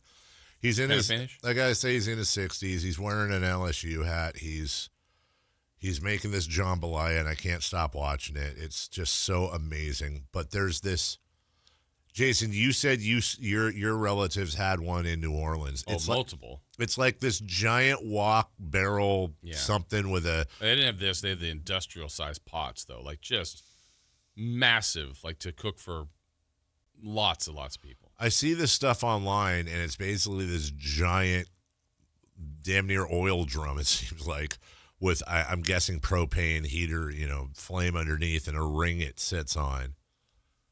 That you just, if you're going to make something for like the whole block. And I want one of I don't even know what it's called to be able to know how much it costs. Like, and where the hell would you find one? Yeah. I'm asking because I'm hoping somebody out there's like, oh, it's this. Like, think about the thing that you'd make, you would make jambalaya for, 50 people in there, but or you would fry a bunch of chicken or whatever, and it's not a pot. It's not a pot. It's not a wok either. It's I don't know what the hell it is. Cauldron. Yeah. You know what? Honestly, that's a good shout, Jason. It is. It's very cauldron-esque. It's very, very witchy. Hey, who's not? Bottom 10 teams in the NBA. Oh, they aren't. They're not hot at all. We've been talking about that. The 10 bottom teams currently are on a 44-game losing streak, but hey, the Kings don't have the worst losing streak. That would go to the Brooklyn Nets, who have lost 9 in a row. Well, old friend Jordy Fernandez. Hey, how come nobody's like, how come Doug sucks, but Jordy's like, man, he was the mastermind. Like, they're both terrible. Will Hardy. Yeah. Hasn't won very much. I mean, by the way, I'm not like trying to rip on, either of those guys. I'm just saying it's funny how the zeitgeist works, Ever dream, Jason, we've been talking about this lately, of turning your love for burgers, fries, and Frosties into a 6-figure paycheck? Well, boy, do I have news for you. Wendy's is searching for a chief tasting officer. From sampling new menu items to sharing your honest reviews. But you need more than an appetite, apparently. They're going to pay you $100,000 And what's the keep a pulse on what tastes good, bring a unique brand of controlled chaos and creativity, participate in quarterly vlogs and digital check-ins, no experience required, submit your video to become Wendy's next personality hire. So they're basically looking to hire an influencer. I think you need to make 6 figures to order from Wendy's now. I'm glad you said that as I go to my camera roll, which is pathetic in itself for the reasons you'll find out here momentarily. So, for the longest time I've said, look, I have a problem with KFC and Arby's because I love both of them, but man, have they gotten super expensive. Well, friends, look what came across my email the other day. It's the new meat and 3 box from Arby's. You can choose between the crispy chicken sandwich with lettuce and tomato or that big fat roast beef and cheese sandwich. Now we're talking. And you can choose 3 sides. Curly fries, mozzarella sticks. I don't know, it looks like an egg roll, but it's not. I don't know, something like that. Anyways, 3 sides, a giant sandwich, and a drink for $7.99. Whoa. Yeah, for $7.99. Yes. Do I screenshot emails of fast food deals and I keep them in my photo to show people excitedly? Yes. Is that healthy? Oh, It's yeah, not. he's a big boy. I'm understanding the 3 sides. They show 3 sides. Is there other choices? I'm assuming there are. I mean, I only see the cheese, fried cheese, I guess. Yeah. Not onion rings. The curly fries. Curly fries. I think they have onion rings. All right. I'm glad you asked, Jason. Here we go. Popular side dishes at Arby's. Oh, I saw what that egg roll is. Oh. Yeah, I don't know what it is. It is a peach cobbler roll. Oh, let's get out of here. Curly fries, crinkle fries, mozzarella sticks, jalapeno bites. It says here, for those who enjoy a bit of spice. Like David Beckham. Yeah. Premium chicken nugs, loaded fries. Cheese, bacon, and ranch, making it a hearty and, dare I say, healthy side dish. Didn't they used to have, hash browns? I forgot what they call it, like potato cakes. Potato cakes. I think you nailed it. I mean, you know what I mean? I think that's exactly what they are. It's potato. Look, I got to give credit where credit is due. Now, there's a 94% chance the Arby's by my house, I'm going to do this for my Friday cheat meal. I'm going to go by the Arby's by my house. There's like a 94% chance that the drive-thru person can be like, oh, we're not participating in that. Because they're the dumbest Arby's ever. These are the ones that I have to negotiate for Arby sauce. Where they give me 2 Arby sauce and I say, hey, could I actually get a handful, please? And then they give me 1 more. And I go, no, I mean actually a handful. They go, oh, we have to charge you. And I go, well, how much can I? They literally told me I couldn't buy extra ones because I said, how much?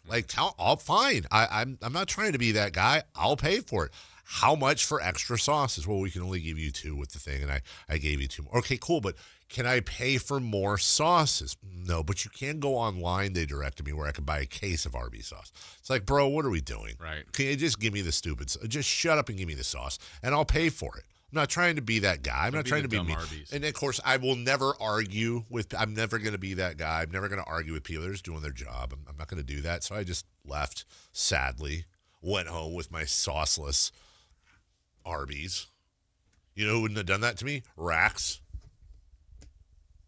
Rax roast beef. Remember them? No.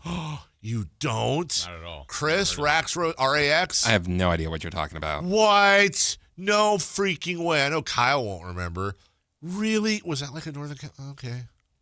I thought it was like a national thing. I've never heard of it.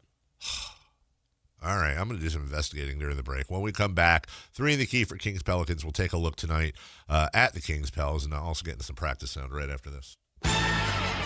The Sactown Sports 1140 newsletter right to your email. Get your latest on the Sacramento Kings, athletics, and Republic FC with the Sactown Sports 1140 newsletter. Visit SactownSports.com to join. Story of the one. As a safety manager at a manufacturing plant, he does everything he can to keep his coworkers safe. From finding ways to reduce risks to keeping safety supplies in stock. And for that, he relies on Grainger, Grainger offers a broad range of quality products and next-day delivery, so he can always play it safe. Call 1-800-GRAINGER, click Grainger.com, or just stop by. Grainger, for the ones who get it done. We just want to have enough money for retirement. And travel to visit our grandchildren. I understand. That's why at Fisher Investments, we start by getting to know each other, so I can learn about your family, lifestyle, goals and needs, allowing us to tailor your portfolio. What about commission-based products? We don't sell those. We're a fiduciary, obligated to act in your best interest. So how do your management fees work? We have a simple management fee based on the value of your portfolio, so we do better when you do better. We appreciate that kind of transparency. We also check in with you regularly to keep you up to date on the markets and your portfolio. Well, what other services do you offer? As a client, you have access to resources on investing, financial planning, estate planning, Social Security, Medicare, and more. Wow, sounds like Fisher Investments has everything we need. At Fisher Investments, we're clearly different. Learn more at fisherinvestments.com. Investing in securities involves the risk of loss. Progressive Insurance knows pets, and one of the biggest differences between people and pets is that we don't eat things off the floor. But dogs definitely will, and it makes them so happy, no matter what it looks like, smells like, or what state of decomposition it's in. We all want to go through life that carefree, and that's also why you should get Progressive Pet Insurance, because they eat things off the floor. So protect your pet from all the questionable life decisions they make. You know where they drink from when you're gone, right? Progressive Casualty Insurance Company and Affiliates, covered subject to policy terms and conditions. Taxes was feeling so stuck. Sitting in traffic, squeezing into a parking spot, all to squeeze in getting tax help during your lunch break. Now Taxes is a TurboTax expert who does your taxes for you, while you go about your day getting real-time notifications about their progress and the most money back guaranteed. Now this is Taxes. Intuit TurboTax. See guarantee details at TurboTax.com/guarantees. Only available with TurboTax experts. Real-time updates only in iOS mobile app. Get ready, Sacramento. The Sacramento Boat Show and Big RV Show is taking over Cal Expo, March 5th through March 8th. It's 2 huge shows, one massive event. Don't miss it. Get details now at 2hugeshows.com. Guys, did you know your testosterone level impacts your energy, libido, sleep, weight, hair loss, mood, and even ED? And right now, Revive Men's Health Sacramento will check your testosterone for free. They've helped thousands of men since 2011 feel and perform better. They're so confident they can help you, they even guarantee it. Schedule your free testosterone test, exam, and consultation today. Call 916-277-8599. That's 916-277-8599. Or visit ReviveMen'sHealth.com. KHD1 Sacramento, KYMX HD3 Sacramento. From the Power Business Technology Toshiba Studios. Sactown Sports 1140. The Carmichael Dave Show. He's on the microphone when he's not on the microphone. He's playing a song, and when he's not playing a song, he's on the microphone, and then boom. With Jason Ross. No, he didn't. Yes, he did. Call or text at 916-339-1140. It's the Carmichael Dave Show with Jason Ross on Sactown Sports.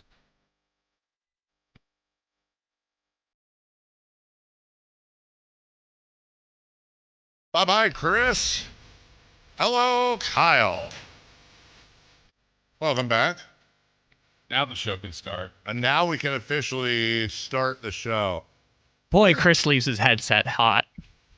Just blew out my ears. Yeah, there's a few people that do that here. I think a lot of people. Yeah, and it's not good, dude. Like, I understand people want to, as Don Geronimo used to say, they want to swim in it. They want to swim in the sound. I want to doggy paddle in it, not swim. I want to put my toe in it. Yeah. Rax was the best gator for a mascot. There was one in Elk Grove. Okay, all right. So it's not just I did not know of Rax. RAX, you said? RAX, Rax roast beef, dude. Rax roast beef. There used to be one. I remember because there was one on Marconi and Farrow. I think there was one on Manzanita for a while, and it was good. You know, it was. And then they came up with some mascot. I forget who. It wasn't the gator, but it was some weird dude, and it was terrible.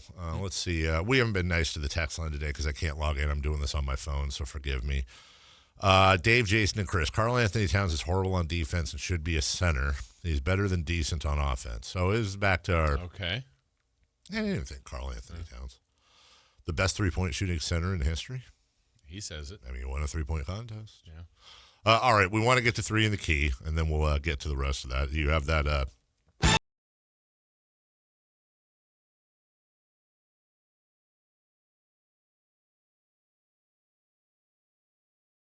Blank, dude. I'm sorry. I didn't have any. Okay. I got something to work with here. Can you just restart it real quick, and then I'm.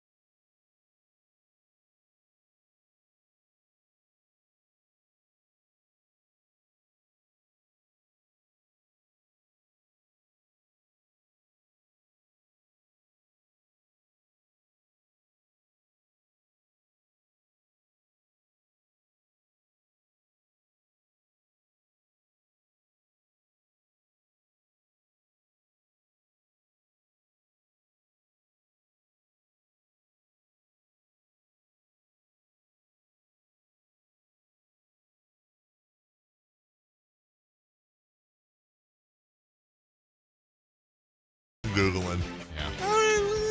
Yeah. Well, you know who? Sorry. You know who else I stupidly had? Who was that? That was Kathleen Gifford. Okay. You know who? I mean, you know who else I had the dumbest crush on growing up? This is really bad. Give me a show or a. All right, fade this down real quick, and then we'll go back to it. Wait, give you a show? Will it give it away or a hint? She was an actress. Okay. Movies. Okay. I think mainly. Her most famous role was for being in an authoritative position over children. You had a crush on this person. A massive crush on this person. I like a full-on little kid. I don't know what a crush is, but she's cute, I think. Yes, I did. And you know what? I'm not going to apologize for it either. Okay, maybe the most famous movie ever involving this, this is a woman, and she was in a very authoritative position over children, but she was not their parent. To a teacher? Sort of, but that was not her job that the parents gave her. Oh. She was a nanny or housekeeper?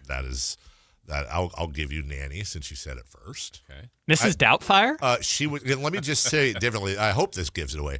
She wasn't a nanny. And by the way, this isn't the TV show. This is a movie. She was the all-time number one nanny. Number one with a bullet nanny. There's no second. From a movie? Mm-hmm. Very famous movie. I'm totally missing it.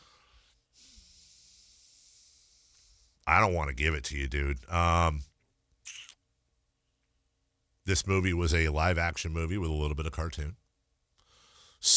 Co-starring a person that technically has two words that in a different context I couldn't say on the radio. And he's still alive. Am I losing you? Yeah, I'm just getting caught up in the...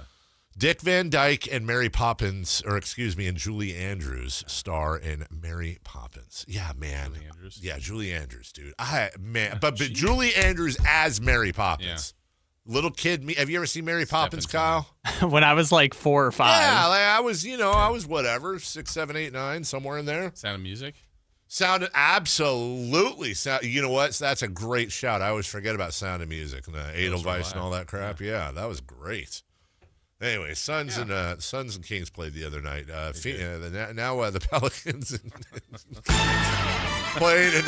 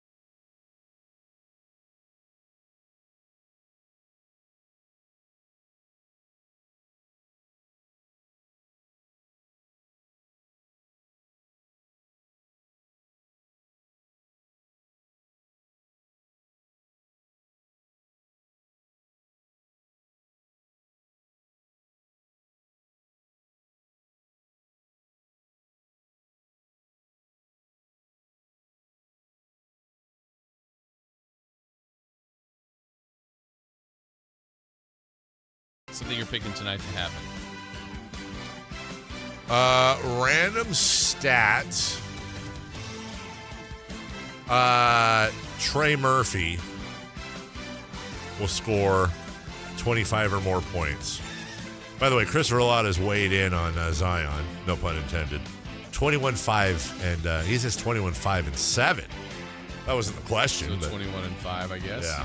Okay. So is 5 the rebounds or the assists? I'm assuming that's the rebounds. I don't know. And then tell us your total made threes, Chris. My random stat is Killian Hayes. He's been terrible shooting the ball. He's going to make 2 or more threes in my 11 today for me. Okay. Kyle? You know what? A Sacramento King is going to score 40 points today. You're high. It's only happened once this year. Zach? Yeah, it was Zach. It was Miami? Zach, yes. When he told that reporter, I can do this every night if they give me the damn ball. Well, I wish he would have. Well, I guess I wish I don't think he'll do it tonight, though. But someone's going to.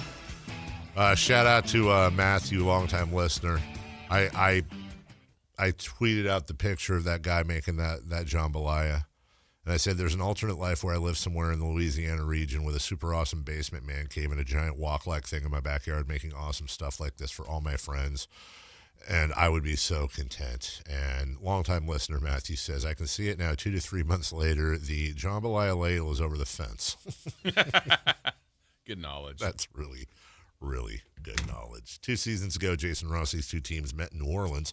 I believe you and I were both there. We were. You had a bedazzled hat. I did. I still have that. I haven't worn it since. It was a bad luck hat. Kings have never won a play-in game when I've gotten that hat. But it was a bedazzled purple baseball cap that was very sparkly that I got on the streets of New Orleans, which went with the Kings gear. And went with a couple friends of mine to go see them lose. But, hey, they tried their best, and I don't think they had fun. No. They met with a chance to go to the postseason. Kings were eliminated. Since then, Sacramento has gone 40-42 and 14-49 this year. Just so you know, the Kings have their first-round pick and 2 second-round picks in this draft. The Pelicans have gone 21-51 and 19-44. They do not have a first-round pick this year. They have 1 second-round pick. So your question, I think it's a very good question, is, Jason, who is better off? Well, I like the fact that the Kings have their pick. That's the best. I feel like right now the best, if I said list the best thing this organization has going for it, does anything on King of the Hill top their lottery pick? Now, we don't know who that is. Okay, so I like this. Okay, so we're ranking like what is the assets best right now because right now, if I'm another team, the Sacramento Kings lottery pick is the best asset. Yeah, if you're the GM, I'm calling you and I'm trying. Like you may be offering players, other things. Like the best thing to me that you have, if you're the Kings GM or Scott Perry in this case, but if you were playing that role, I'd be like, Dave, your number one thing is that pick. 100%. But and it could be 5th. Even then, I still think it is. And would you agree that's better than anything the Pelicans have, including players? Well, the key is they don't have a pick, but No. I mean, that's where we get back to our Zion conversation. So we're playing King of the Hill style. We're not dealing with salaries or any of that crap. New Orleans calls you, Jason Perry, and says, "Hey, I would like to offer you Zion Williamson straight up for your lottery pick this year." What do you say? And I'm going to write down exactly what I would say, and we'll see if we newlywed game this one. Okay, I think I say no, but I'm going to say Zion's more of a King of the Hill, if that makes sense. It's weird that I would say no to that. So you're saying no. I would say if the organization's meshed, Yes. the number one thing is Zion. But you wouldn't trade the Kings lottery pick for that. Because of the stuff I'm worried about with Zion. That's what I'm saying. I think that... that may by the way, inherently drop it below. I wrote no as well. I would not trade this year's pick for Zion for... I know we said throw salaries out and age out, but ultimately you're going to factor that in, plus Zion's question marks. We're punishing Zion because of the uncertainty of his health, and that's fair. Yes. We have no idea what the pick will be. No. The charm of it is it's 1, 2, 3, 4, 5 right now, and all the 5 we can list all 5 players who they potentially could get, or 10. Could be bust, could be great, could be Hall of Famer, could be the best player this organization has ever had. Today, I don't know that. It's the unknown. It's what's behind door number 3. And it's when that gets attached. So let's just pick a name. And now would it feel different if I did it this way? I'm going to punish the Kings and say, not punish, the better odds are that they pick 5th. Yeah. So I'm just going to say Zion. Does this change your mind now? Zion versus Kingston Flemings. It does not. Really? It's closer. Okay. Because I don't know. Here's the thing. I know what Zion Williamson has been. I have a rather large sample size. Now, granted, he could miss 5 games a year the rest of his career and be amazing. And, of course, I'm going to look really stupid. But if you go by history, odds are generally people don't get healthier the older they get. Yeah, but let's say he's this, whatever this is, and I'm going to give him 40 games a year, which is not enough. Right. That version of Zion, I think, would be better than Kingston Flemings. I think. I could be wrong. We don't know. We don't know. But that's why I would say no, which is weird. But who's better off? I mean, they're salary-wise. Like, I like the idea of, okay, there's a chance if the Kings don't trade anybody, the Pelicans don't trade anybody, and next year starts, the Pelicans have what? Zion, Queen, Murphy, Bay, DeJounte Murray healthy, Herb Jones. That's like their top 6. Jordan Poole. No fears. Fears. So the Kings right now are the 8th in the league with $192 million. They have the 8th highest salary. Going to number 4, right? And I believe they are going to number 4. They are the Cavs next year have 218. The Knicks have 202,476. Now that's important because that's the Kings have 202,820. The Nuggets have 212. The Magic have 215 committed next year, and that's it. So the Sacramento Kings by $400,000 are, as of right now, nothing changes on any, and it will change, but they will have the 4th highest. So here's my thing about it. I think the Kings have the best asset on either team in their hopefully top 5 lottery pick at this moment right now. But I don't know how far down I have to go to find another Kings asset that's I think the Pelicans are in such a better position than the Sacramento Kings, even without their first-round pick this year. I think they have better players. I think they have, for the most part, younger players. So, again, that's why I put the records, though. So, the last 2 years, this Kings group, 40 wins last year, didn't do anything. Mm-hmm. This year, it's terrible. But why have the Pelicans for 2 years in a row? I don't know. Been way below. Well, this year they're not below the Kings, but last year considerably And I below. think there's so much. But I also think, okay, well, that's the Pelicans as they are right now, and I still think that's fool's gold and they're better. But let's say I'm wrong, and the records would say I'm wrong. Although injuries have played a huge factor, but look, injuries are injuries, dude. Everybody deals with them. I would say this: when you look at like the Kings roster and their assets, like Zach LaVine is not an asset, DeMar DeRozan is not an asset, Russell Westbrook's not an asset. Zion, you're going to get something. Yeah, Zion, who has more trade value right now, Zion Williamson or Domantas Sabonis, in your opinion? Probably Zion, but I think there's a lot of I don't think it's that far off. You and I just both turned it down, Mm-hmm. and I'm also looking at a team that I think we both would say, if right, they're better than the Kings. Mm-hmm. Why aren't they? And I don't know. If it's because of Zion, then and we both said we wouldn't trade for him, then why are we going to assume they're going to be better? I think if we wouldn't trade for him, I think we're doing a lot of heavy lifting with health. Yeah. I think that's fair, that we're just assuming they can't be this unhealthy. And by the way, they could be this unhealthy. And I don't know the difference, but I mean, could we argue the Kings have been less healthy than them? Yeah, I just don't know how much of that's self-inflicted. I don't know how much of that's real unhealthy and tank unhealthy. Okay. That's all I'm saying is, it's mean, from the get-go, though. Yeah. I mean, Keegan was out to begin the season. Domantas Sabonis and so on and so forth. When I look at, when I just simply attach trade, so let's say you're a GM, you go into New Orleans, or you're a GM and you go into Sacramento, you go, okay, what do I have to work with here? Mm-hmm. Okay, well, you don't have your pick from this year. Zion Williamson, because I think they would get something for him, much like Sabonis, is a positive asset. Not that positive, but a positive asset. Jordan Poole makes $34 million. He's a negative asset, but he's going to expire next year, so there's your LaVine. They've got DeJounte Murray through the next 2 years. He's 29 years old. I'd say he's pretty neutral, but this is another good player. Trey Murphy, they got locked down for the next 3 years. He is a good player. Herb Jones, they got not locked down at 14, 21, and 22 over the next 3 years. Herb Jones is a guy I think could play on a championship team, not lead them. Yeah, but he's a role guy. He's a great role guy. I love Jeremiah Fears. He's got 3 more on his rookie deal. Sadiq Bey's making $6 million next year on an expiring, and then they got Derek Queen and Yves Misi, and Misi's got 3 more years left. I mean, they to me have so many more. I don't want to make it too dramatic.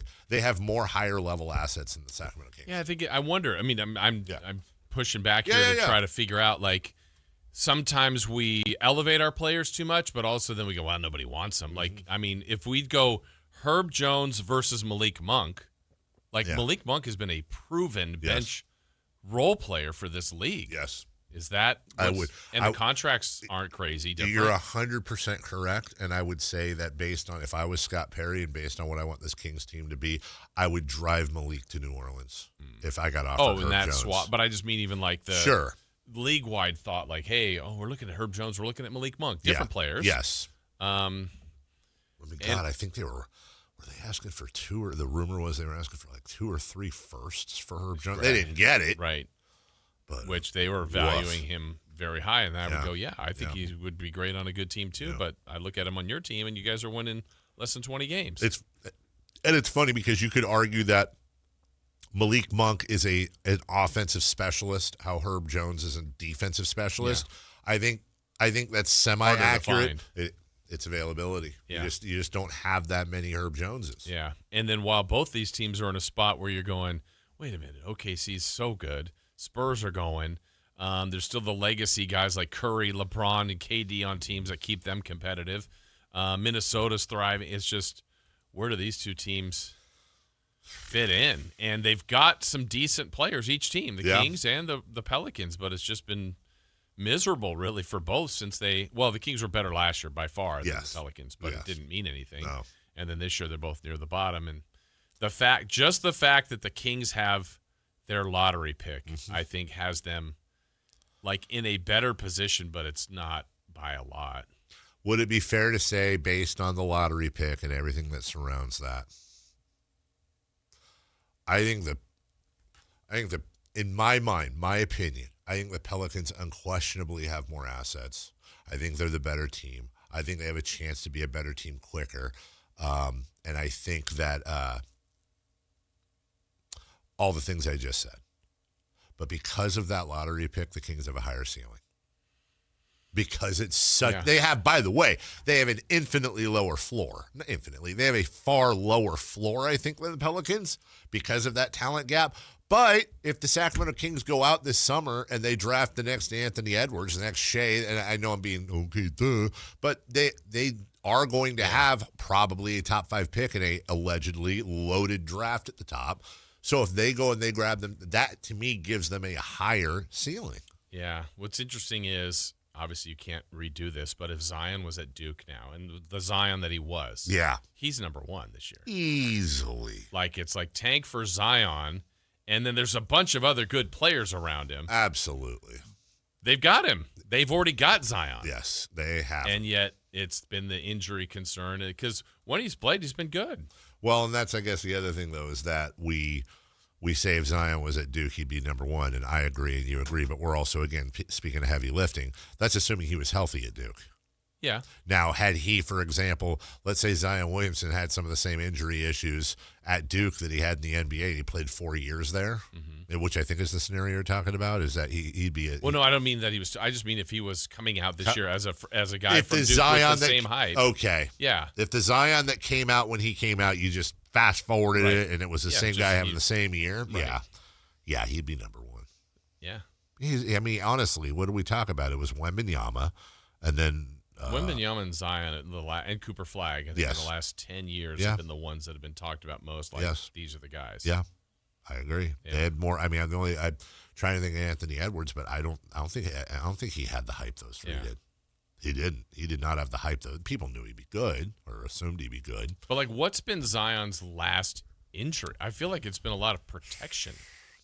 Like, I remember, again, last year when they were here talking to their announcer, Todd, and he said, look, watch tonight. Zion's, like, allegedly clear to play. He's going to play 4 minutes, come out, sit out about 4 minutes, then come back in, and he looked over. It's like he had killed the Kings in the first 4 minutes of the game. It was just going nuts. And he looked down. I'm like, why is he coming out? Yeah. He doesn't look tired. He was like 5 for 5, 10 points, 4 boards already, and then he went and sat. Like, like protection. They were just protecting him. Yeah. They're scared. Yeah. And I can't blame him. I can't blame him either, but since being drafted first overall in 2019, he missed, as we talked about, the entire 21-22 season due to surgery on his right foot. He has had recurring issues with his hamstrings and adductor muscles. Where's your adductor muscle? Yeah? Next to your subtractor. Oh, great point. In the 22-23 season, he played only 29 games before suffering a right hamstring injury that sidelined him for the remainder of the season. In this current year, he's already missed several games due to a left hamstring strain and a right adductor strain. And then he is currently listed as day-to-day. He's questionable for tonight's game with an ankle. So and this would be a medical question, I'm just asking you, do you think, would you be more concerned with bone injuries, ligament injuries, or like these are muscle injuries? Always. Oh, wait. Well, you said bone and ligament. I guess I'm trying to separate bone, ligament versus muscle. Well, for me, I don't worry ever about bone injuries. Yeah, they get healed. Yeah, surgery or ligament, muscle. Yeah, those are the ones because they start fraying around, and then next thing you know, you got Swiss cheese. And well, technically, he's got all three. Yes. Also, Kyle, I want to talk young Kyle about a little bit of a. When I looked at you, we were talking about adductor. You signaled across your solar plexus area, high stomach area. Yeah. Well, misleading. Yeah. Kyle, author of a basketball book. Yeah. And noted author. Took me down a primrose path of failure and pain, as our old boss would say. Okay. The adductor. What does that mean? We still don't know. I don't know. But he used to say that. A primrose path? You're taking me down the primrose path. You never got that? No, if he said that, I just would have been like, I don't know what that I don't know. I did too. I don't know what a primrose path means. Which boss? The stash. Uh-huh. The OG. Okay. Yeah. The adductor muscles are a group of muscles located on the inner thigh, primarily responsible for bringing the legs together, which is called adduction, and stabilizing the pelvis during movement. So, for example, if Elvis had an adductor strain, it would have couldn't have done it. All shook up.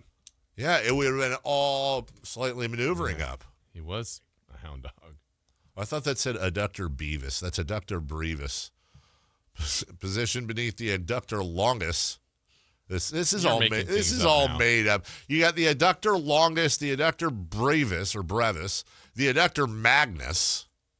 I think you're leading us down a primrose path. The adductor gracilis and the adductor pectineus. Dude, adductor pectineus, linebacker, Miami of Ohio. Yes. 100% Hall of Fame name right there. Number 34, adductor penis. Pectineus. What? 10? Do I need to dump that? Penis? Is that what you said?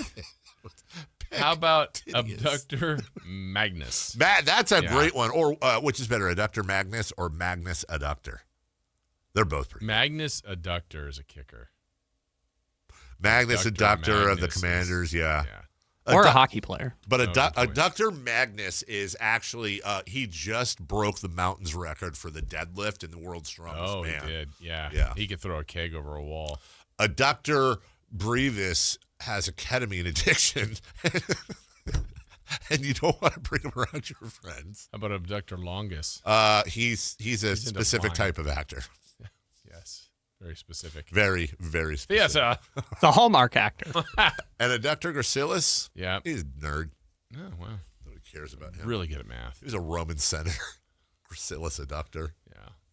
We'll take a break. Powdered wig. The Roman adductors. When we come back, what's on deck? Brought to you by what did you call it? Trex Decking and Railing. And we'll get to Crosstalk with Matt and Kayla. Coming up all right. You can tell the show's got to end here soon. Right after this. Tonight, Kings and Pelicans. Game night with Scott Marsh and the high flyer Henry Turner starts at 5:30 with tip-off at 7. Listen to your Sacramento Kings On the official home of Kings basketball, Sactown Sports 1140. Hey, Dave, have I told you about Abductor Gonzalez? Yeah, he's a lawyer. It's actually Jonathan Gonzalez, who is here in Sacramento, one of our own. He's got years of experience in our community, and he can help you out. He's a dedicated trial lawyer with an undefeated record of results in 2016, 2017, 2018, 2019. He's been really good at his job. No case is too big or too small, and he is here to help. And there's a lot of reasons you might need that help. If you need that representation, he's the one to contact, SacLegalDefense.com or 916-304-9187. Whether it's a criminal case, whether you need that criminal defense, maybe you've been involved in an auto accident. How about something you'd like removed from your record? He specializes in that, and that's called an expungement. Get that off your record. Get some of your rights back, those Second Amendment rights. Get kind of your life back in order. Also, wrongful termination cases, sexual harassment cases. He can help in any which way. It's Jonathan Gonzalez from Gonzalez Law, right in downtown Sacramento. SacLegalDefense.com, 916-304-9187. Get ready, Sacramento. The Sacramento Boat Show and Big RV Show is taking over Cal Expo, March 5th through March 8th.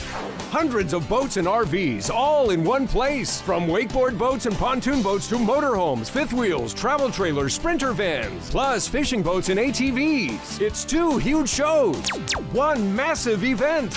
Don't miss it. Get details now at twohugeshows.com. When you take the time to shop at Folsom Lake Honda, there's one thing you'll always find. Happy people ready to serve you. As a family-owned and operated dealership since 2009, customer service is our #1 priority. Our customers love doing business with us, and you will too. Looking to own or lease? During the spring sales event, drive a brand new Accord or Civic. Visit us today at FolsomLakeHonda.com, your one-stop Honda shop. Folsom Lake Honda, yeah, your one-stop Honda shop.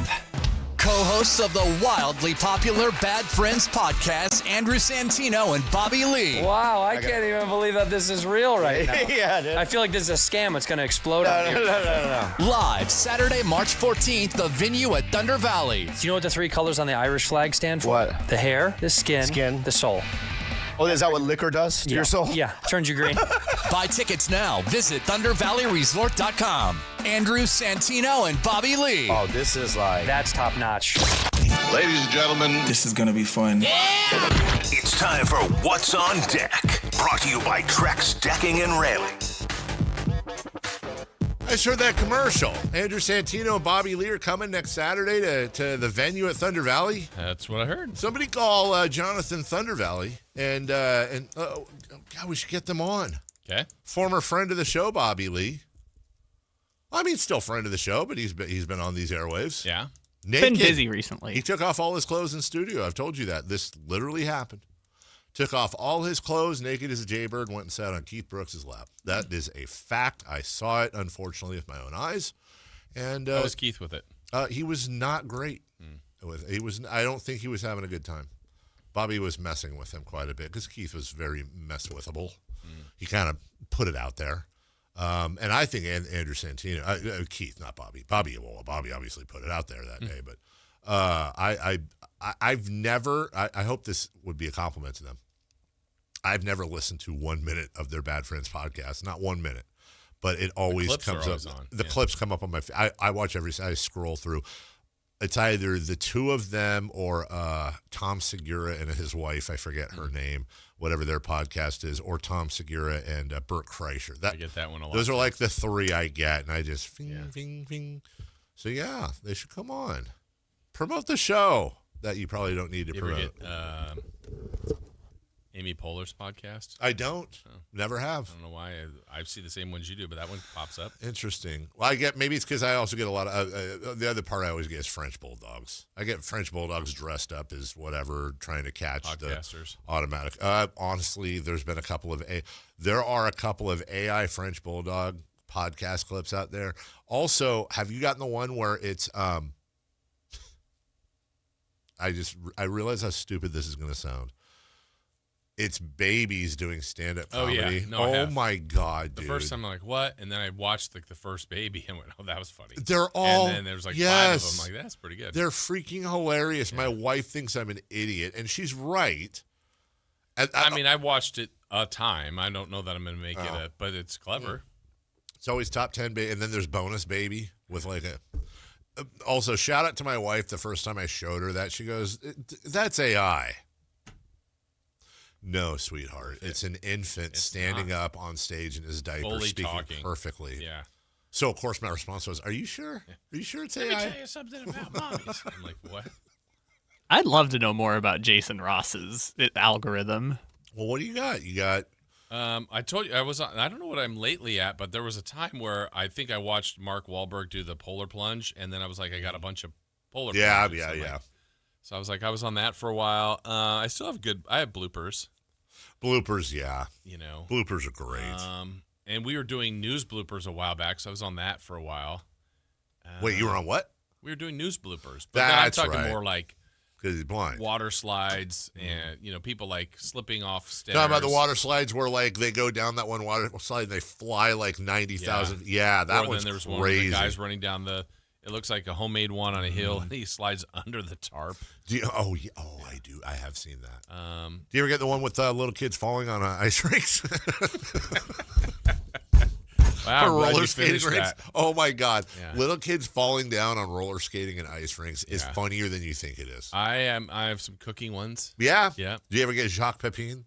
I don't. He's the French guy. He used to be Julia Child's old French guy. No, he's great. And then we show up. Do we? Sactown. Yeah. Really? Or just the station. Interesting. It's like blooper, blah, blah, blah. Hey, there's Whitey. Bloop, bloop, blah. There's you. There, boo, boo. There's Matt and Kayla. It's I don't think I've ever gotten. Really? Not once. You don't watch our stuff. I do. Not. Watch it all the time. Yeah. And got the station muted. King stuff. I don't know. It just depends. But I watch it on my television. Uh-huh. Not on my phone. Yeah. Yes, because that's all we watch at home. Pelicans Kings tonight.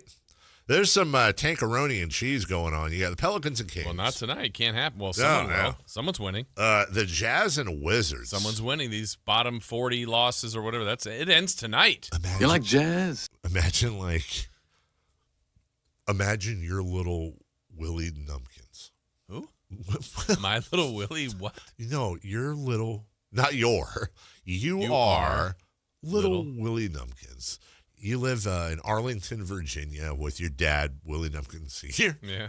And at the beginning of the year, he works hard. Yeah. He works a lot. Mom's a homemaker. Little Willie does? No, Big Willie. Big Willie Numpkins works. He works as a. What grade am I in? You're in third grade. And you do stand up. Yes. And your dad, yeah. Willie Numpkins, his friends call him Bill. Yeah. He works at call him Dad. the local. He makes grips for bike handlebars in Arlington, Virginia. And what's Mom do? Mom's a stay-at-home mom because they have 4 kids. Oh, yeah. And you can live off of making the bike tires. That's why she stays at home. You've got Willie, Jilly, Billy, which is weird because you think Willie and Billy, but no, one's William and the other's Billiam. Yeah, and then Greg. And Greg. Yeah. That's 100% correct. So anyways, Senior told Junior back in August, hey, guess what? They had a company raffle, and everyone got a ticket, and I won tickets to go see the Wizards in person. And little Willie Numpkins like, oh, my God, that's so great, Dad. And Can you take me? Can you take me? Can you leave the other kids at home? Of course I'll take you, son. And it's the Wizards and Jazz tonight, and they've been waiting all year for this. You like jazz? Hey, Dad. Hey, Dad. Can we bet $45,000 on this game? Take out your 401k. That's a lot of handlebars, son. I got a feeling. By the way, tickets tonight, $20, including fees. I mean, I got a guy on the school grounds says this is a can't miss. Like, there is a family that is going to be sitting in like section 252, row X tonight at the top of the DC Palace where they play, watching Jazz Wizards. Yeah. And they're going to stay for all 4 quarters, and they're going to have a good time. Don't you think someone in D.C. right now on their sports radio is going, there's somebody in Sacramento. Yes, I do. Going to Kings and Pelicans tonight. But isn't that a better game? Better arena, better weather, Zion. Oh, they're playing outside? Walking up and back. Not a better transit system. Okay. No, DC's got DC wins that one. They win that one. We have good food in the arena. We Popcorn. do. Yes. Super cheap. Yeah. And we have a beam if it works. Not really a beam. Oh, it's 57 degrees in Washington, D.C. today. Okay, Mr. Helper, you're messing my story up. It's a pleasant day, though. It's a pleasant day. For the Numpkins?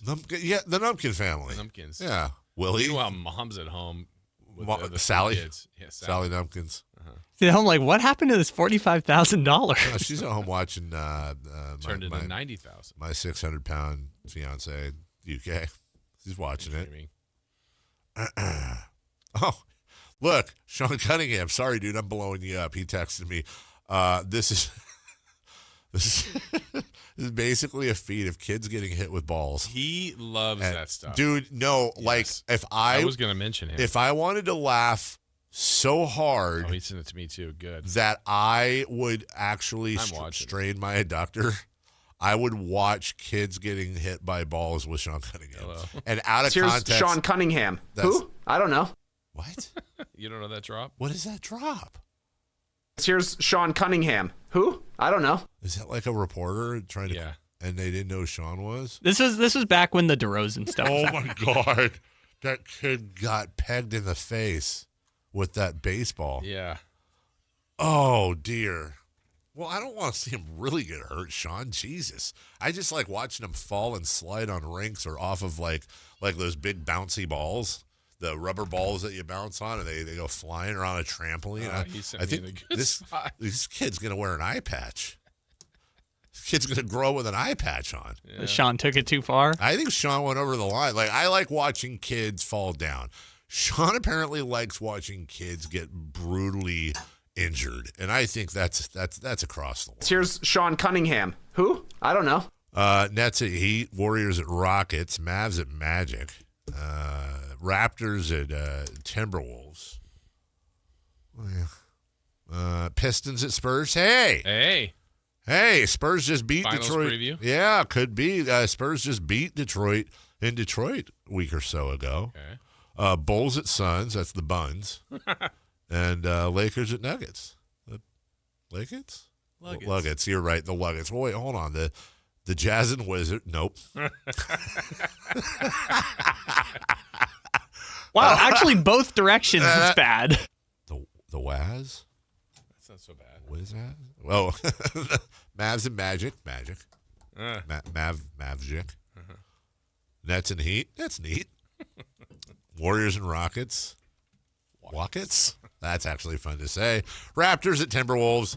The Raptor Wolves. Raptor Wolf. Yes. The Raptors. Yeah. The most dangerous wolf of all. Pistons and Spurs. The Purs. Shout out Cats. Angels A's tonight. The World Baseball Classic is underway. Continues. And let's just not forget. Is this what they call the penultimate? Isn't that the second to last game for UC Davis in the regular season this year? Right. UCD at Long Beach State, where Snoop Dogg originally came from, out of the LBC. Yeah. But that's the LBS. Not to be confused with the LDS. True. We'll take a break. When we come back, Matt George and his hairy belly, and Kayla, and so much more as we do Crosstalk next. Tonight, Kings and Pelicans. Game night with Scott Marsh and the high flyer Henry Turner starts at 5:30 with tip-off at 7. Listen to your Sacramento Kings On the official home of Kings basketball, Sactown Sports 1140. Hey, it's Carmichael Dave. I got to tell you, I am so excited to get this decking project started with Trex Decking and Railings. From the first time I stepped foot in the showroom last week, I was so impressed. So many color options, heat-resistant composite deck. What does that mean? That means I don't have to do any maintenance on it whatsoever. They even have a deck designer, so you can go online and see what your dream deck will look like on your house. Just visit Trex, that's TREX.com to get it started. Tell them Carmichael Dave sent you. Spring is here, and there's There's really nothing better than hitting the open road in a new Honda. Whether you're shopping new or pre-owned, Stockton Honda has the selection and savings, plus get top dollar for your trade. And while life's roads are often filled with bumps, buying from Stockton Honda couldn't be smoother. Wherever the road you travel might lead, Stockton Honda is happy to get you there. Come in today or go to StocktonHonda.com. Anytime, anywhere, it's all here. StocktonHonda.com. This is the story of the one. As a procurement manager for a hospital system, she keeps every facility in her network stocked and ready. That's why she counts on Grainger to be her single source for thousands of products, from disinfectants to lighting, air filters, and more. And with fast, dependable delivery, Grainger helps her keep every facility stocked, safe, and running smoothly.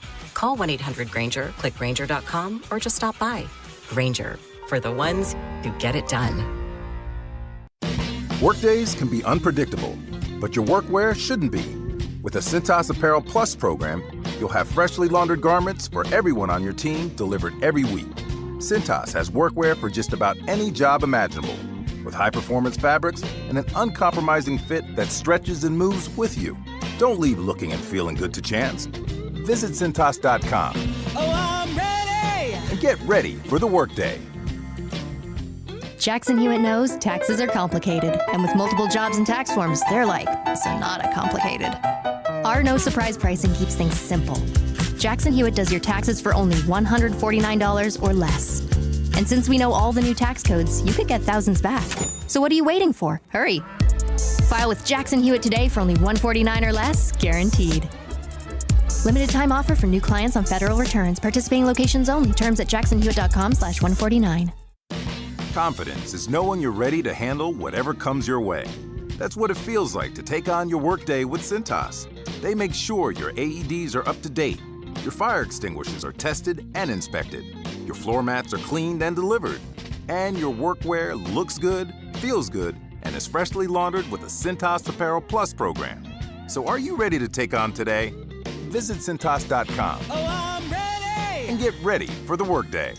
Guys, did you know your testosterone level impacts your energy, libido, sleep, weight, hair loss, mood, and even ED? And right now, Revive Men's Health Sacramento will check your testosterone for free. They've helped thousands of men since 2011 feel and perform better. They're so confident they can help you, they even guarantee it. Schedule your free testosterone test, exam, and consultation today. Call 916-277-8599. That's 916-277-8599. Or visit ReviveMen'sHealth.com. Capital Casino is conveniently located in downtown, 411 16th Street, and has been a part of the greater Sacramento area for over 20 years. They offer the best variety of games in the region in a safe and friendly environment, and there's plenty of parking, all well lit and monitored by security. Come have a great meal at the cafe and restaurant inside. Capital Casino has the best food, the best service, and the best action. But please always remember to gamble responsibly. 1-800-GAMBLER. This is the story of the one.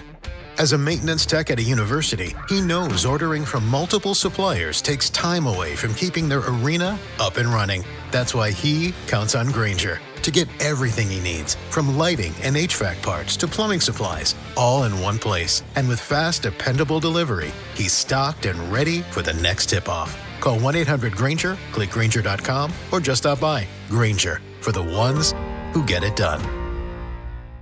Hey, can you blow up some balloons for Jack's party? I can't. I'm so congested. You need Sinex Saline from Vicks. Sinex Saline Nasal Spray? Yeah, just Sinex. Breathe. Sinex Saline instantly clears everyday congestion associated with colds and year-round allergies with a gentle, ultra-fine mist that's no mess and easy to control. Daddy, we need more balloons. On it. Enjoy life's important moments without congestion. Try Sinex Saline from Vicks. Just Sinex. Breathe. Use as directed. It's time for the news of the day. The latest headlines, the biggest stories, hard-hitting analysis. Yeah, this is none of those things. And now, here's Carmichael Dave and Jason Ross. Yeah, all right. Yeah. All right, Matt George coming in an olive sweater. Taylor's wearing her Jay Buhner t-shirt. That's not Jay Buhner. Yeah, it's not? Oh, I thought it was. Idiot. I could have. Wow, she got aggressive. Sorry, easy mistake. Well. Never mind. It's Ken Griffey Jr. Very easy mistake. Rookie year. Senior. Very easy. That's senior. Hey, who knows? You mean like... Senior citizen. Was it Wallace Watkins Sr.? Billy Judkins? Yes. Bumpkins. Oh, yeah, I was going to tell you. So, a couple breaks ago, I went downstairs and one of our salespeople... He fell down the stairs. I heard that. He fell up the stairs. You're old as hell. You're old as hell. I've done that too. Thank you. And I also bumped into a wall too. Oh. Yeah, I was like... You losing your vision? No, I'm just stupid. Balance core. Now I'm envisioning him as that Peter Griffin meme where he's like falling down the stairs. Yes. So it was a very nice salesperson. He's like, "Hey, Dave," and I go, "Hey, Glenn, how you doing?" You know, whatever. He goes, "Hey," and as I'm walking away, he goes, "You playing tennis today?" That's gonna eat at me all day, dude. Oh, your shirt? Yeah, apparently I'm dressed. And shorts. It looks like you're going to Wimbledon. Bro. This is a tennis outfit. Okay. I'm wearing white. Yeah. What are you going to a wedding? No, this is wedding outfit. No, but it just reminds me. White reminds me of wedding.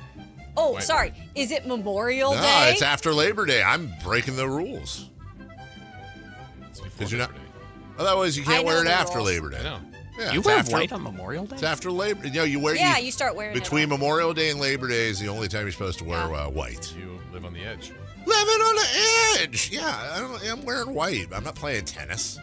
Looks like you have a confused look on your face. They're gatekeeping when you can wear white. You didn't know. Yeah, that's a thing. Is that another thing? I can't wear white any other time of the year. Go ahead. I'm the female. You are the female. Yeah. So you're not supposed to wear like white pants. Well, I thought it was just like you can't white wear tops are okay. Why? White sweaters are okay. Who a decided whole white this? outfit or white dress for women or white pants. Whoever decided this is probably the inventor of Reddit.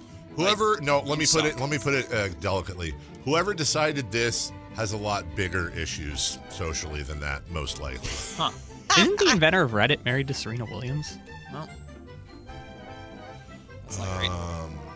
Using historical American norms,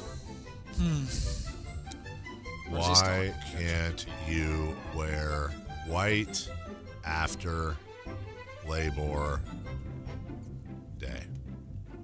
Okay, and I'm just going to see what they say here. The no white after Labor Day rule comes from old American social and class traditions. Oh, good. Off to a great start. White symbolized summer leisure and wealth. Ooh. In late 1800s and early 1900s, wealthy Americans spent summers in resorts like Newport or the Hamptons. They wore light-colored clothing, especially white linen, cotton, and seersucker. Ooh, exactly what you're wearing.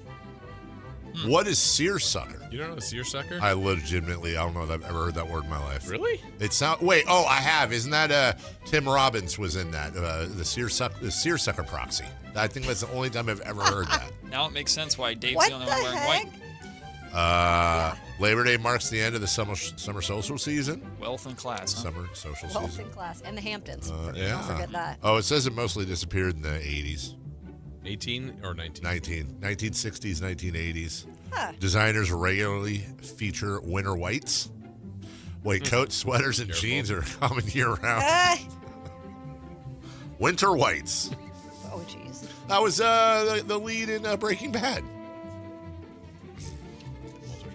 Walter's brother, Winter White.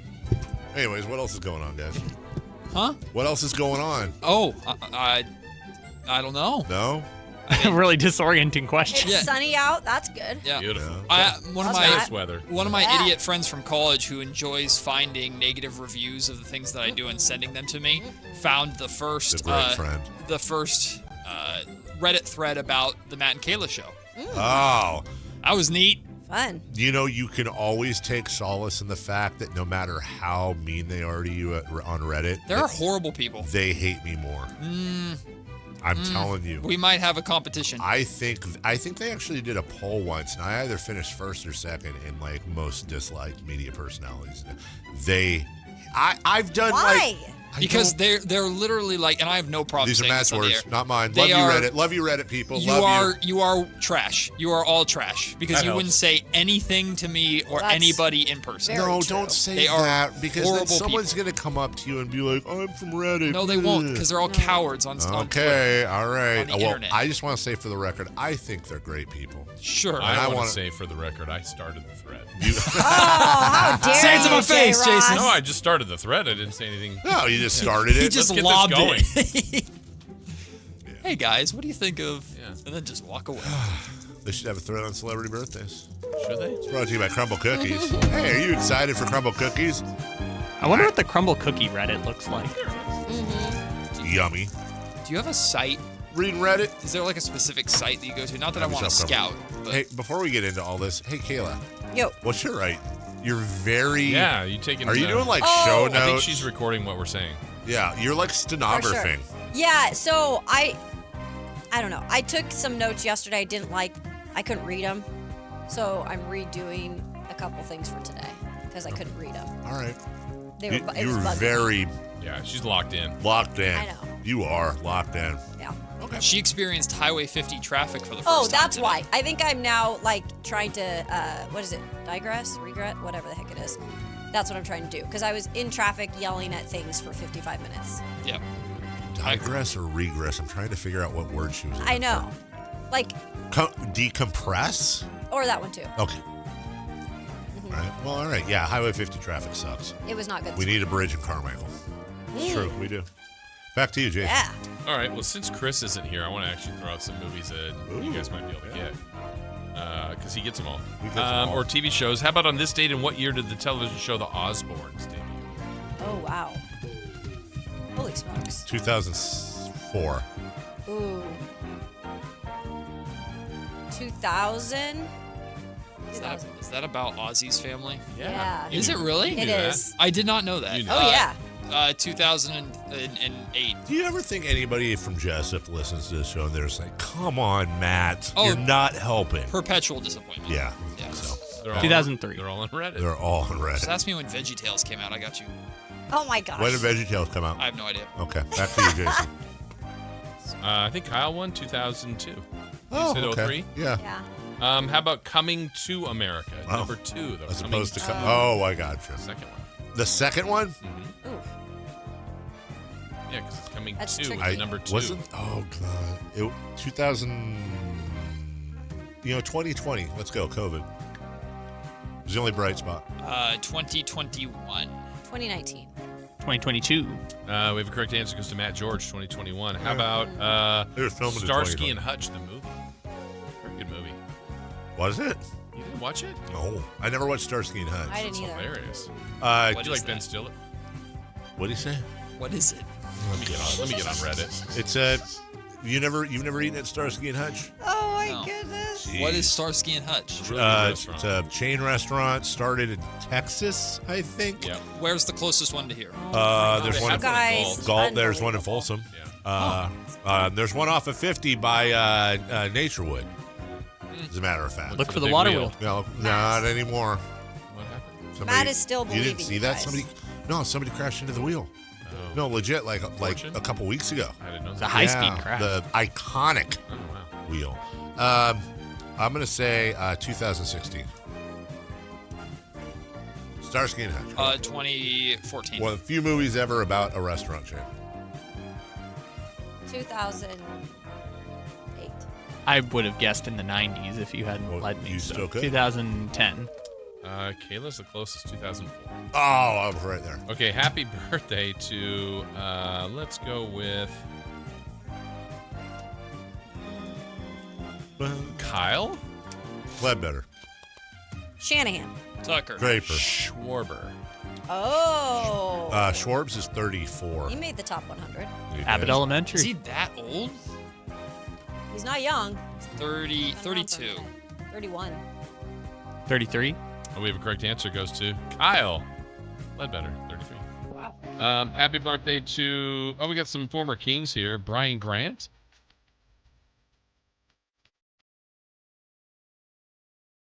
Grant is 55. 57. 56. 58. Dave's closest, 54. Happy birthday to former Kings coach Mike Brown. Oh, our boy. You got to know this one, Matt. Shame on me if I don't. Golly. Mike Brown is 50. No. Yes, 59. Ooh. 56. 57. 58. We have a correct answer. Goes to Carmichael Dave. Happy 56th Wow. birthday. Justin Fields. Ooh. He's going to get cut. Yeah. Wow, what did he do to you? Jeez. Remember when he was crying in his closet last year? No. That was very funny. He just said at a press 28. conference he was crying in his closet. You said very 28? Yeah. No, he's 20. Man, I feel like he's been around forever. No. 25. That young? 27. We have a correct answer. Goes to Kyle Ledbetter. He's 27. Oh, I was not that off. You were way off. You missed by a full year. I said 28. I know. The man is in the Jets. He ages for 4 years already there. Someone got it right. Well, that's your opinion. All right, so Matt and Kayla. You want to go to the Jets? They're Jay Buhner No. shirt. They're all coming It's not up. freaking Jay Buhner. It's